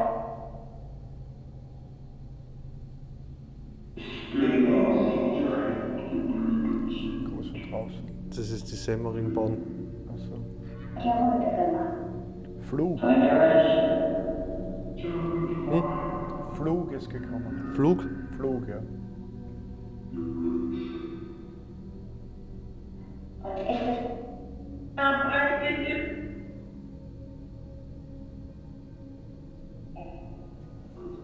ich kann schlecht auslegen. Fragen. Das machen wir ja die ganze Zeit. Wir fragen die ganze Zeit. Aber wir sind momentan eher Alleinunterhalter hier. Ihr könnt auch Fragen stellen über diese Geräte, die wir hier haben. Wir hören euch leider jetzt nicht, weil wir das vermutlich erst bei der Auswertung hören werden.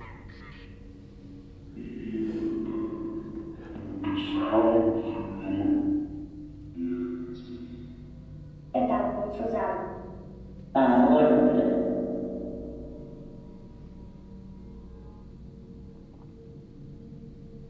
Wem gehört dieses Haus?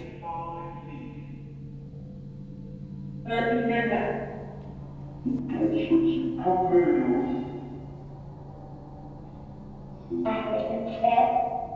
20 darauf.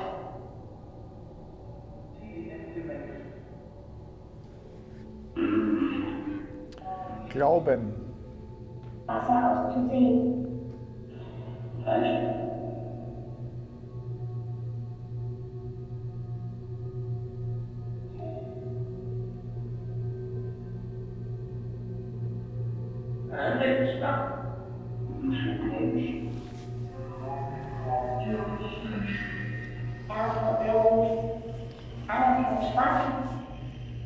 Sagt uns doch bitte eure Namen.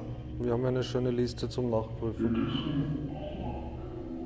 Oben haben wir Max gehört, im Dachboden.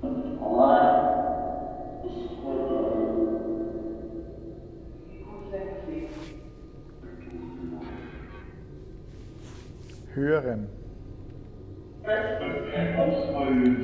Ja, wir würden euch gerne hören. Zum Beispiel mit dem Getrampel wie beim letzten Mal. Ist ebenfalls oder ernährt hier ein. Macht so viel Lärm, wie ihr könnt. Da war was, oder? Ja, woher ist das gekommen? Habt ihr das gehört? Corinna? Sich diesen Zug Ist oben was? Danke.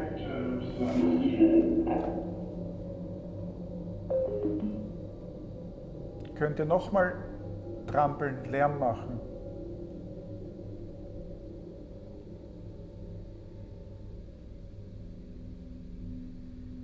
Macht so viel Lärm, wie ihr könnt.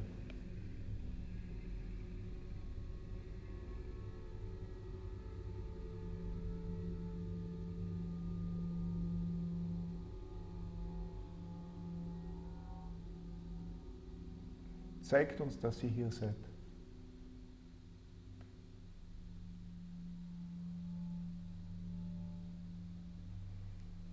Die Bahn.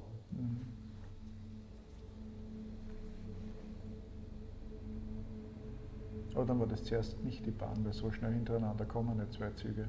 Aber wenn da vorne eine Ausweichstation ist, war das der Gegenzug. Müsste aber im nächsten Ort sozusagen die Ausweichstelle sein. Ist die einspurig oder mehrspurig? Ja, Semmeringbahn ist zweispurig. Okay, na dann Gegenzug sowieso. Ja, stimmt allerdings. Seid ruhig laut. Trampelt bitte.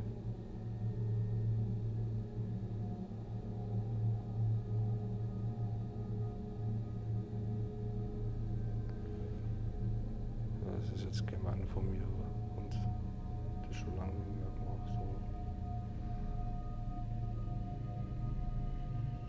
da kommen wir extra her und bemühen uns hier mit euch zu sprechen und dann kommt nichts.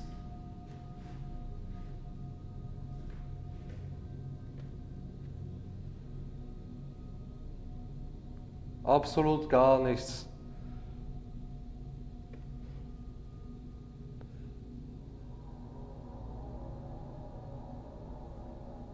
Übers Radio sagt ihr seht uns, ihr hört uns. Die ganze Zeit, immer wieder sagt er das. Wir fragen euch, ja, wo sitzen wir? Es kommt keine Antwort.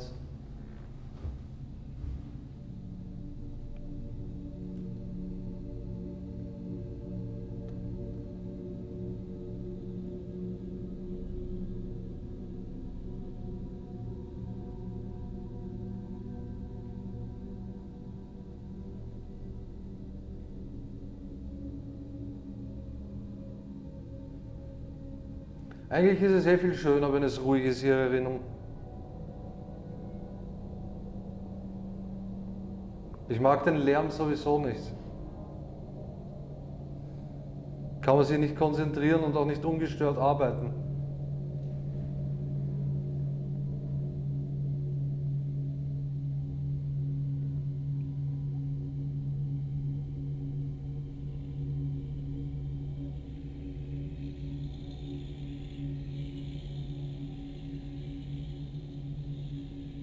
Corinna, woher kommt das? Von da drinnen. Von wo? Von da Richtung Stiegenaufgang zum Dachboden aus dem Raum. Du klingst nervös. Ja, es ist die ganze Zeit ganz leise und dann auf einmal wieder ein bisschen lauter und dann wieder leiser. Warum klingst du so nervös? Ich sehe dich ja nicht.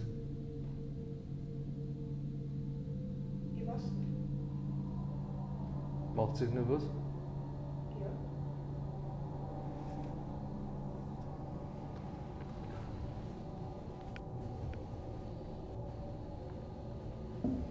Wir probieren es jetzt noch ein letztes Mal.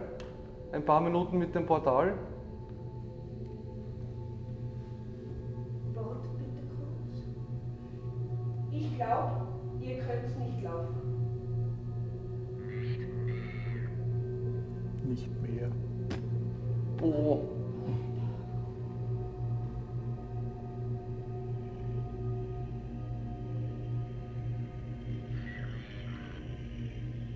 Verliere.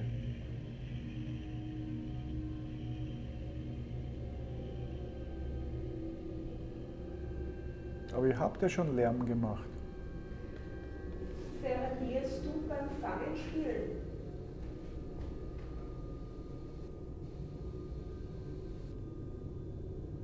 Wenn du verlierst, bist du der Fänger. Dann kannst du die anderen fangen. Du musst nur schnell sein.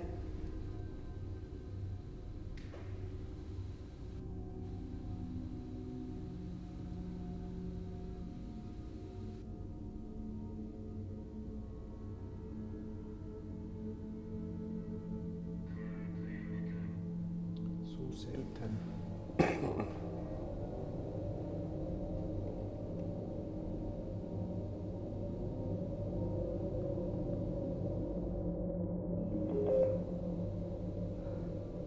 Was ist?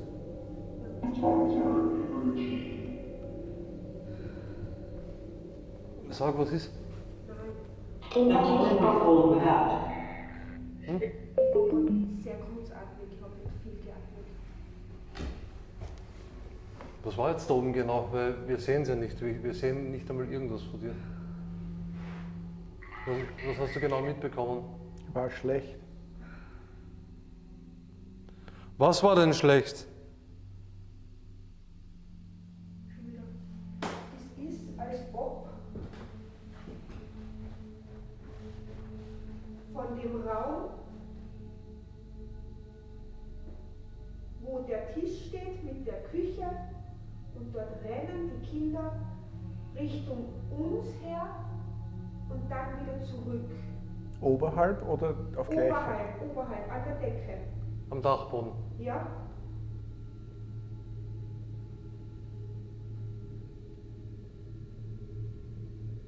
Das hat für uns jetzt der Lautsprecher wahrscheinlich übertönt.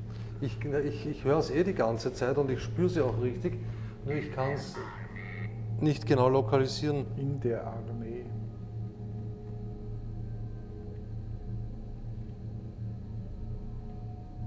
Letztens hätte es noch sein können, dass die Geräusche vom Sturm kommen, ja, aber Ja. heute ist windstill. Spielt sie Räuber und Gendarm?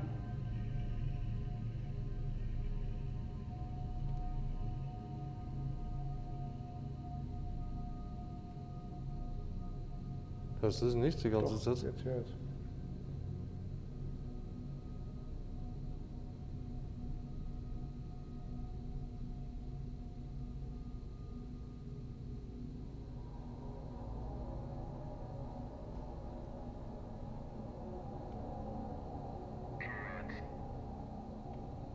Kurz.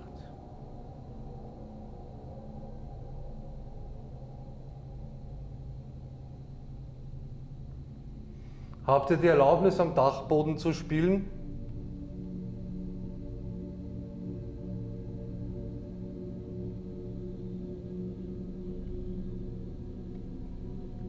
Oder seid ihr dort, weil euch dort etwas passiert ist? Unten. Seid ihr jetzt bei uns herunten?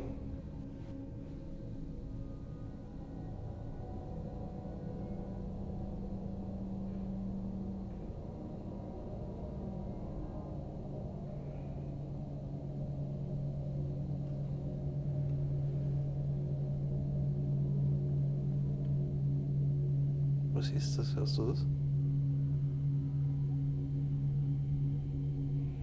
Ja, sicher schon, ja.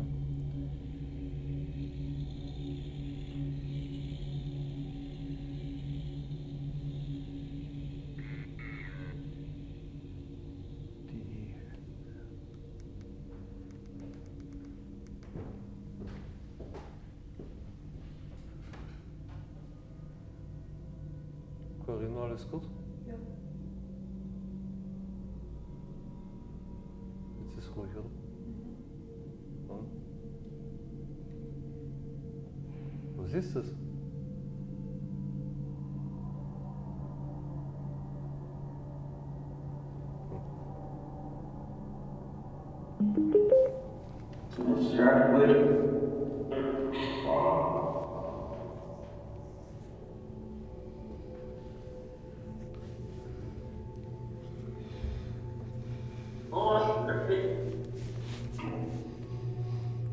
Hinter ist jetzt gerade gekommen. Agent Mann, dies winkte der alte Herr.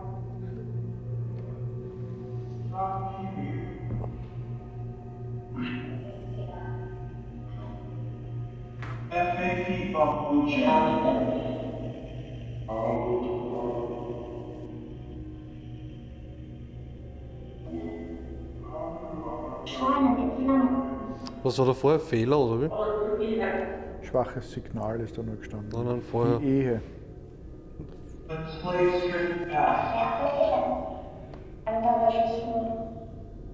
meinst du? War schlecht, genau. Was war denn schlecht?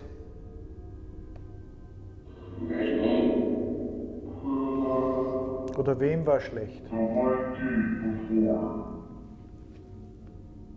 Ufer des Flusses.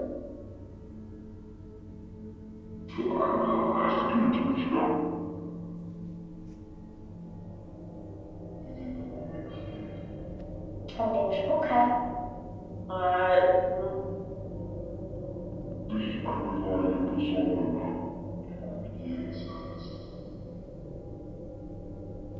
Tod und Jenseits war da dazwischen. Ja, wenn wir schon beim Thema sind, gibt es ein Jenseits? Aus den Kirchengeräuschen.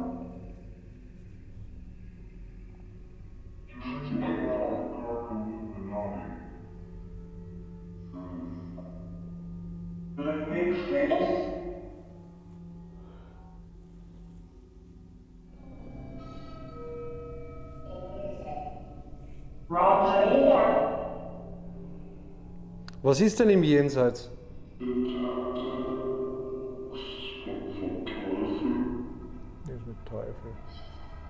Aber noch niemand.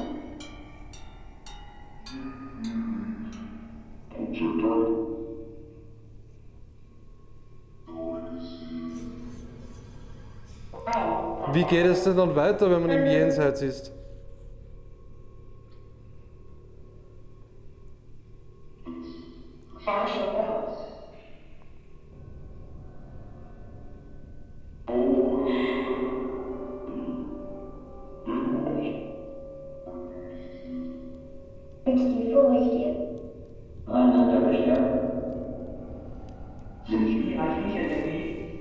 Also man stirbt, man kommt ins Jenseits und wie geht es dort weiter? Ich habe.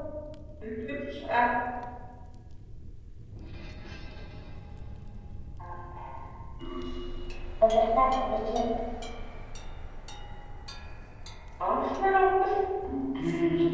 hier. Die gut waren, kommen in den Himmel. Die böse waren, kommen in die Hölle. Oder wie kann man das verstehen? Manche wollen nicht gehen, die bleiben dann in diesem Jenseits, im Fegefeuer. Heißt das überhaupt so? Oder manche, über die noch nicht entschieden ist? Wie funktioniert das dort? Kämpfen Wörter.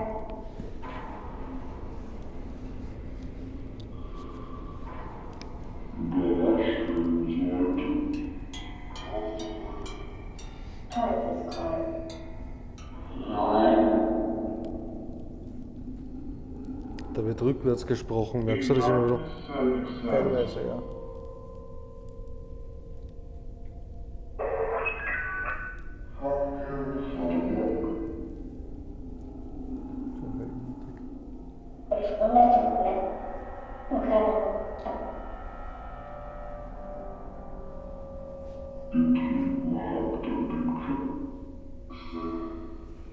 Wollt ihr wieder, dass wir gehen?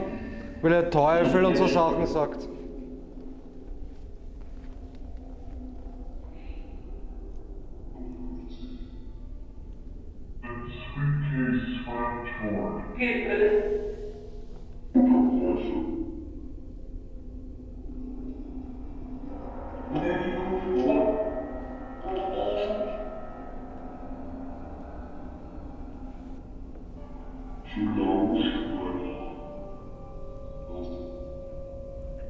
Wir haben das letzte Mal auch. Ja,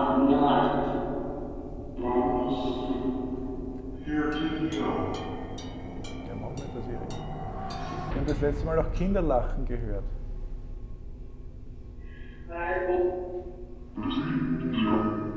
Könnt ihr bitte wieder lachen? Oder schreien. Alles ist erlaubt.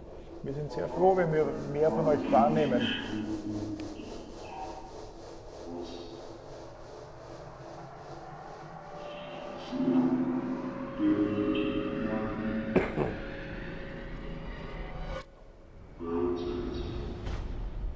Ja?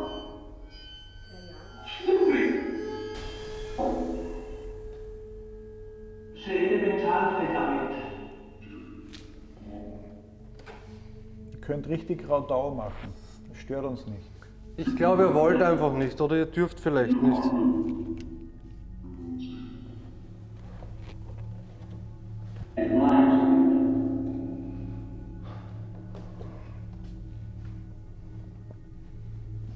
Wir erlauben es euch.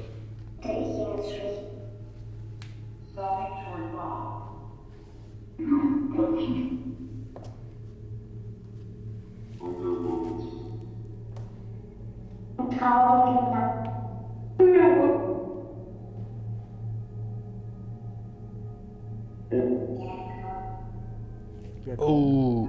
Er kommt. Oh. Habt ihr das gehört? Wie wenn er kommt. Ja. Jetzt geht die Nummer wieder los.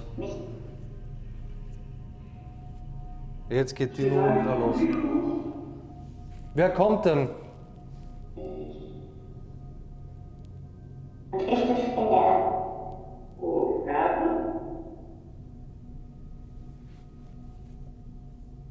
Canto 2.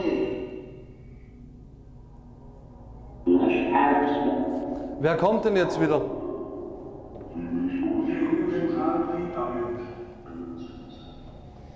Als ich mich auf ein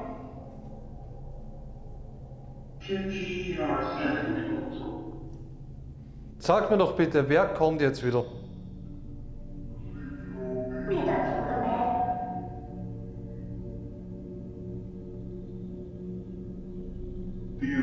mir dazu gemeldet, nennt sie das.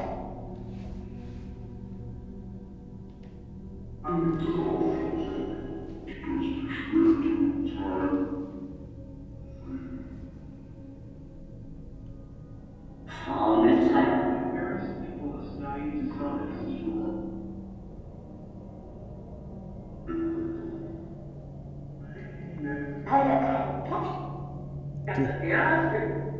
Gehör ist jetzt gekommen. Wo? Da, bei der Ovilus-App. Welche Absicht? Anna. Ein Name ist genannt. Dass ihnen Gottes Sinn alles will.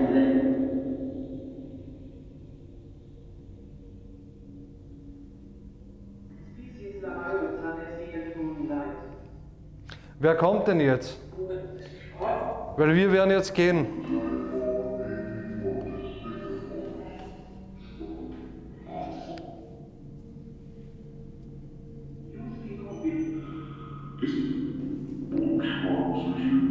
Hast du das gehört? Ja. Das Quietschen? Ja, Wo war das her? Oder so. Bitte? Bitte? Ich glaube, im Portal haben wir es gehört. Nein, das ist vor oben gekommen. Ich hab's vor oben gehört. Ja. Aus dem Portal quietscht sicher nichts. Das war so wie, ich hab's als Gläser, wie man Gläser klären würde, habe ich mir gedacht.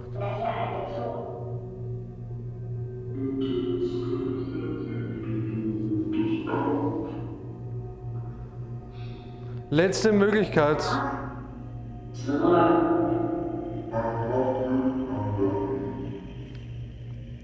Traumland. Und Mann ist gekommen.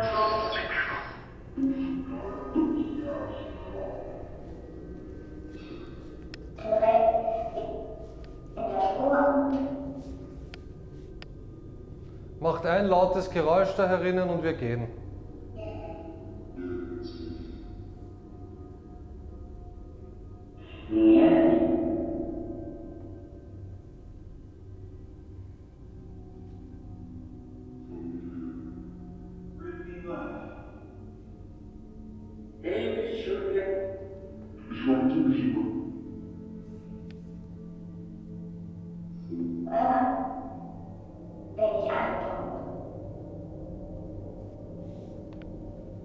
Wenn ich ankomme.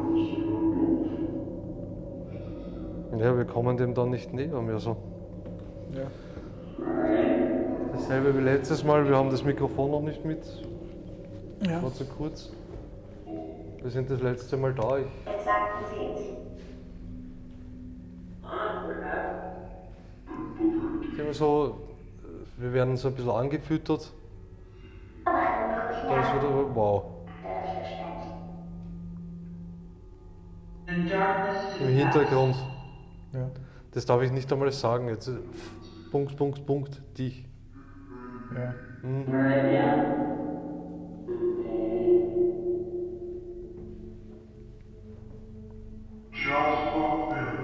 Naja, dann machen wir uns jetzt auf den Weg.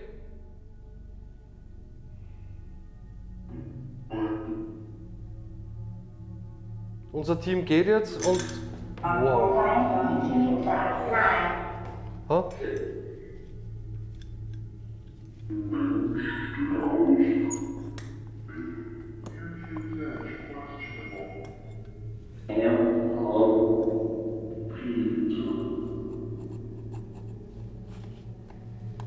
Ja, das ist nur eingeknickt. Gehörten zum Leben. Schon gehört zum Leben. Mhm. Oh, sehr fest wieder. Das ist nur mit einer Öse. Wir können eigentlich nur mehr schauen, ob wir bei der Auswertung irgendwas wahrnehmen. Herkommen ist nicht mehr, das war's. Einmal Türen knallen, Fenster knallen, irgendwas runterschmeißen.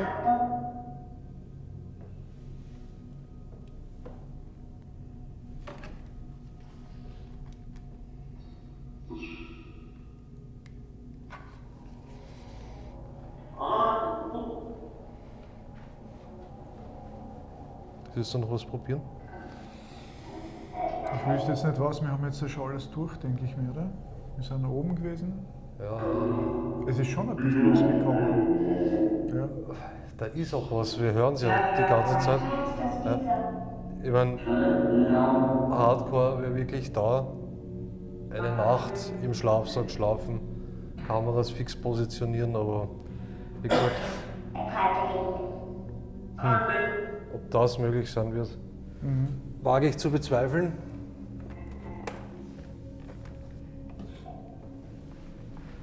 Wir bedanken uns, dass wir hier sein durften. Was das ist? Ist das im Hintergrund jetzt gehört? Ich habe es jetzt nicht verstanden. Das bin ich gespannt, was da kommt. Ihr bleibt alle hier.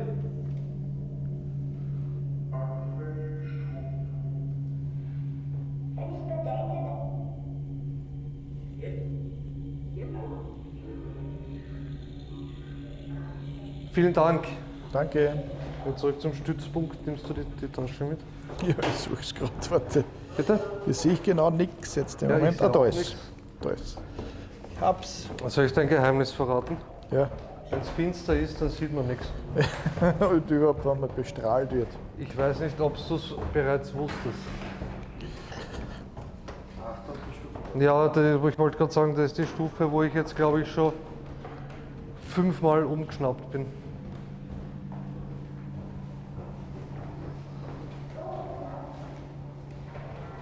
Das Portal, möchte ich anmerken, ist übrigens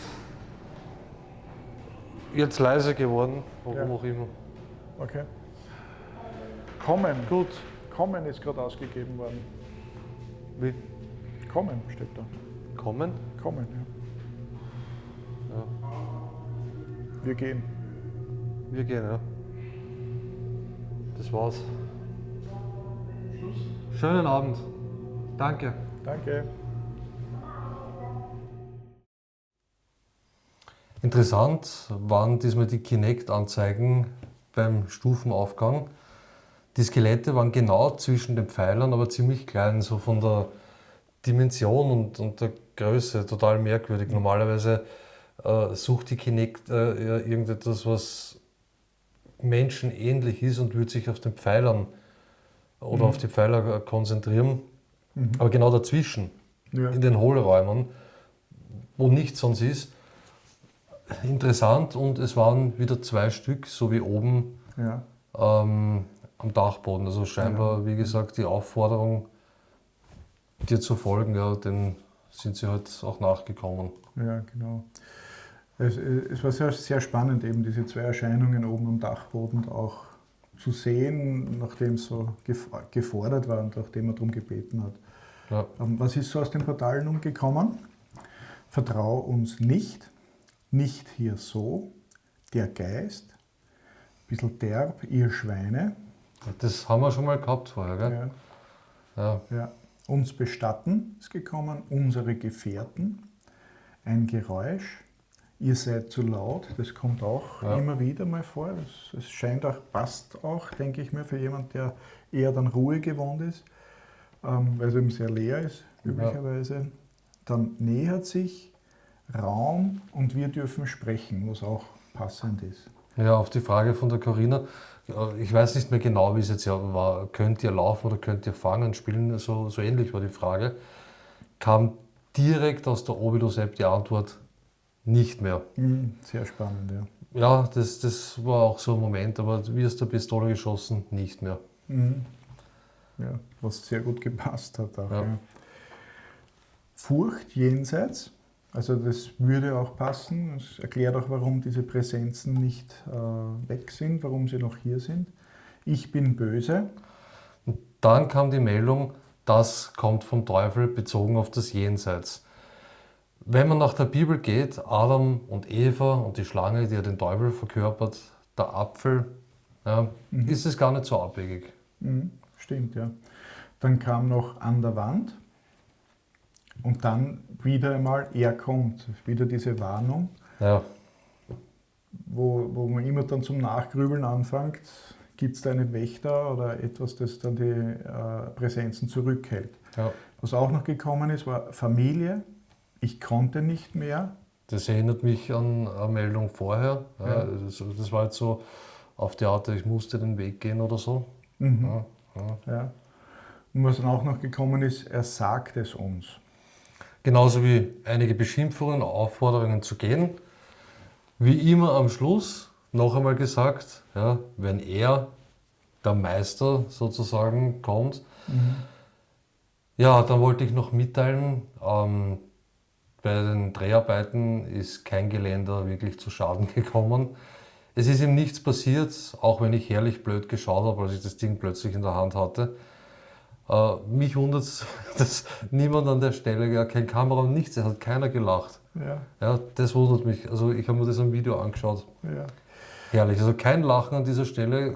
Also ganz ehrlich, Großen Respekt. ich habe gegrinst. Also das Ja, war schon. aber man sieht es ja im Dunkeln nicht. Ja. Also eigentlich habe ich mir erwartet, ja, wie ich das dann bei der Auswertung gesehen habe, dass jetzt nach der Reihe die Leute von den Stufen runterkugeln vor lauter Lachen. Ja. Na, man muss dazu Aber es hat sagen, nicht einmal eine Kamera gewackelt. ja, Ja, also das, großen Respekt ans Kamerateam. ja, aber man muss dazu auch sagen, wir legen sehr viel Wert darauf, dass wir nichts beschädigen, dass wir nichts negativ verändert wird oder so. Und Dieser Knauf, der war nur eingehängt, der ist zum Einhängen, das ist Ja. so konstruiert. Und ich habe es dann, ja, man sieht es wieder reingeschoben und runtergedrückt, dass es eingerastet ist. Ja. Ja, also das war halt vorher irgendwie, ich habe das irgendwie so ein bisschen angehalten und man darf es halt nicht in die Höhe ziehen. ja, Es ist halt ja, nicht zum in die Höhe ziehen ja. angedacht. Aber wie gesagt, ja, es ist kein Geländer. Beschädigt worden. Es ist keins zu Schaden gekommen. Also die Geländerbeauftragten müssen wir nicht verständigen. Wie gesagt, also ich war am Anfang sicherlich, also ich war definitiv am Anfang ein bisschen geschockt, ein bisschen erschreckt, weil es könnte ja sein, dass die wirklich beschädigt wird und das widerspricht eben unserem Prinzip, dass wir nur aufnehmen und nichts beschädigen. Ja. Und wieder haben wir wieder das Laufen am Dachboden gehört. Aber nur einmal haben wir ein Klopfen auf der Tonspur drauf. Genau, dieses dumpfe dreimal Klopfen, wo es die Corinna auch so gerissen hat. Ja, ich würde am liebsten haben, dass wir das Ganze, also eine ganze Nacht einmal dort bleiben. Echt dort übernachten, jedes Zimmer verkabeln, stationäre Kameras und einfach einmal wirken lassen. Es wäre dort so viel drinnen noch. Ja, Ja, dann, das wäre spannend, ja. ja. Und ich möchte auch noch einmal einen großen, großen Dank an die Hausherrin aussprechen. Da schließe ich mich gleich einmal an. Ja, das war wirklich sehr gut, sehr freundlich. Sie ist ganz toll, Das war lustig. unterstützend sogar gewesen. Es war lustig, sie war interessiert, sie war einfach in dem Moment ein richtiger Teil vom Team, also war ganz eine nette Erfahrung. Ja, an der Stelle auf jeden Fall auch vielen Dank an alle Zuseher fürs Begleiten auf unseren Ermittlungen, für jedes Like, für jede Bewertung, auch wenn es eine negative war, solange konstruktiv. Ja. Wir haben da sehr viel Nutzen noch draus ziehen können. Genau, man kann nicht erwarten, dass jedem alles gefällt, was wir machen. Das erwarten wir eben auch nicht. Aber konstruktive Kritiken sind jetzt sehr hilfreich. Beleidigend sollten es nicht sein. Genau. Ja, was bleibt noch zu sagen? Vielen Dank für alles, vielen Dank an alle Locations, an alle Besitzer von den Locations, an die Drehgenehmigung, an jeden, der dabei war. Damals die Sabrina, der Chris, die Daniela, die Nicole, der Kurt, Ja, der Alex P., genau. die Corinna, der Jürgen und an mich. Und Gell? an dich, ja, genau. Vielen Dank an alle. Genau. Auch von mir großes Danke für euer Interesse. Ciao. Ciao.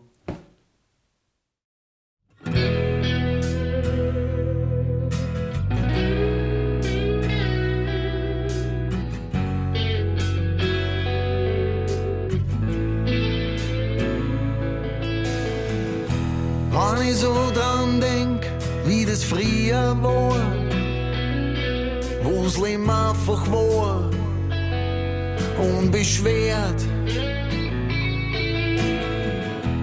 Wir haben tanzt und gelacht die ganze Nacht, wir haben Glaseln gehoben aufs Leben. Wir haben uns nie große Gedanken gemacht und was morgen sein kennt, war egal. Wir waren jung, wir waren wild, wir waren frei. Wir waren jung, wir waren wild, bei allem dabei. Wir waren jung, wir waren wild und manchmal high, so high, so high. Wir waren jung, wir waren wild, wir waren frei. Ja, wir waren frei. Mit 17 hab ich meine Sachen gebaut, auf nach Asien, einfach fort. Dort hab ich gesehen, dass andere Wege gibt, dass es auch was anderes gibt im Leben. Wer kann dir schon erklären, was richtig ist, weil was wichtig ist, bestimmst du. Wir waren jung, wir waren wild, wir waren frei. Wir waren jung, wir waren wild, bei allem dabei. Wir waren jung, wir waren wild und manchmal high, so high, so high. Wir waren jung, wir waren wild, wir waren frei.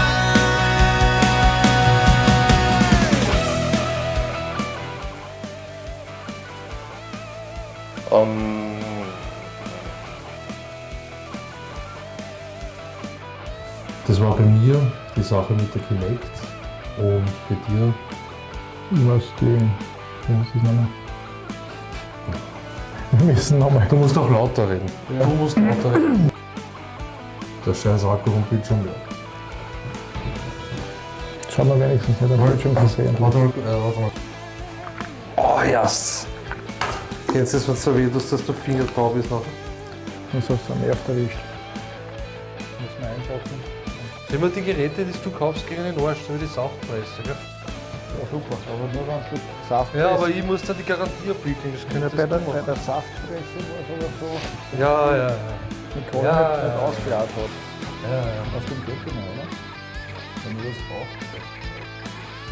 Genau. Jetzt hältst du die Klappe, gell? Jetzt hältst du die Klappe. Ja. Warte zu, die 20 Stellen. Mit einem Magneten ist ja was.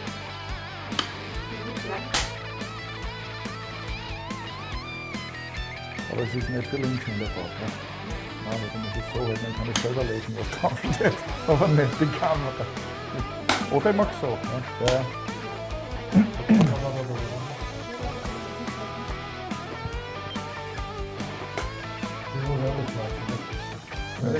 Ich glaube, du musst nicht wirklich drinnen sein, wie du da drauf steht. Ja, sicher. Ja. Hast du den Schnack gemacht? Na, das ist ja genau das.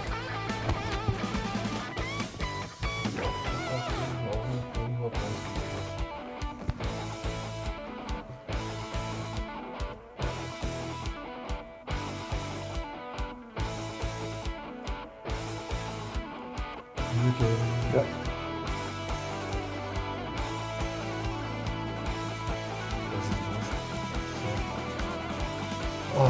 Schauten haben wir hinten nicht, weil wir jetzt mit den Schauten schauen, ja, der Kongo, das ist der regelrecht nach vorne geht. Irgendwie hat sich da drinnen auch niemand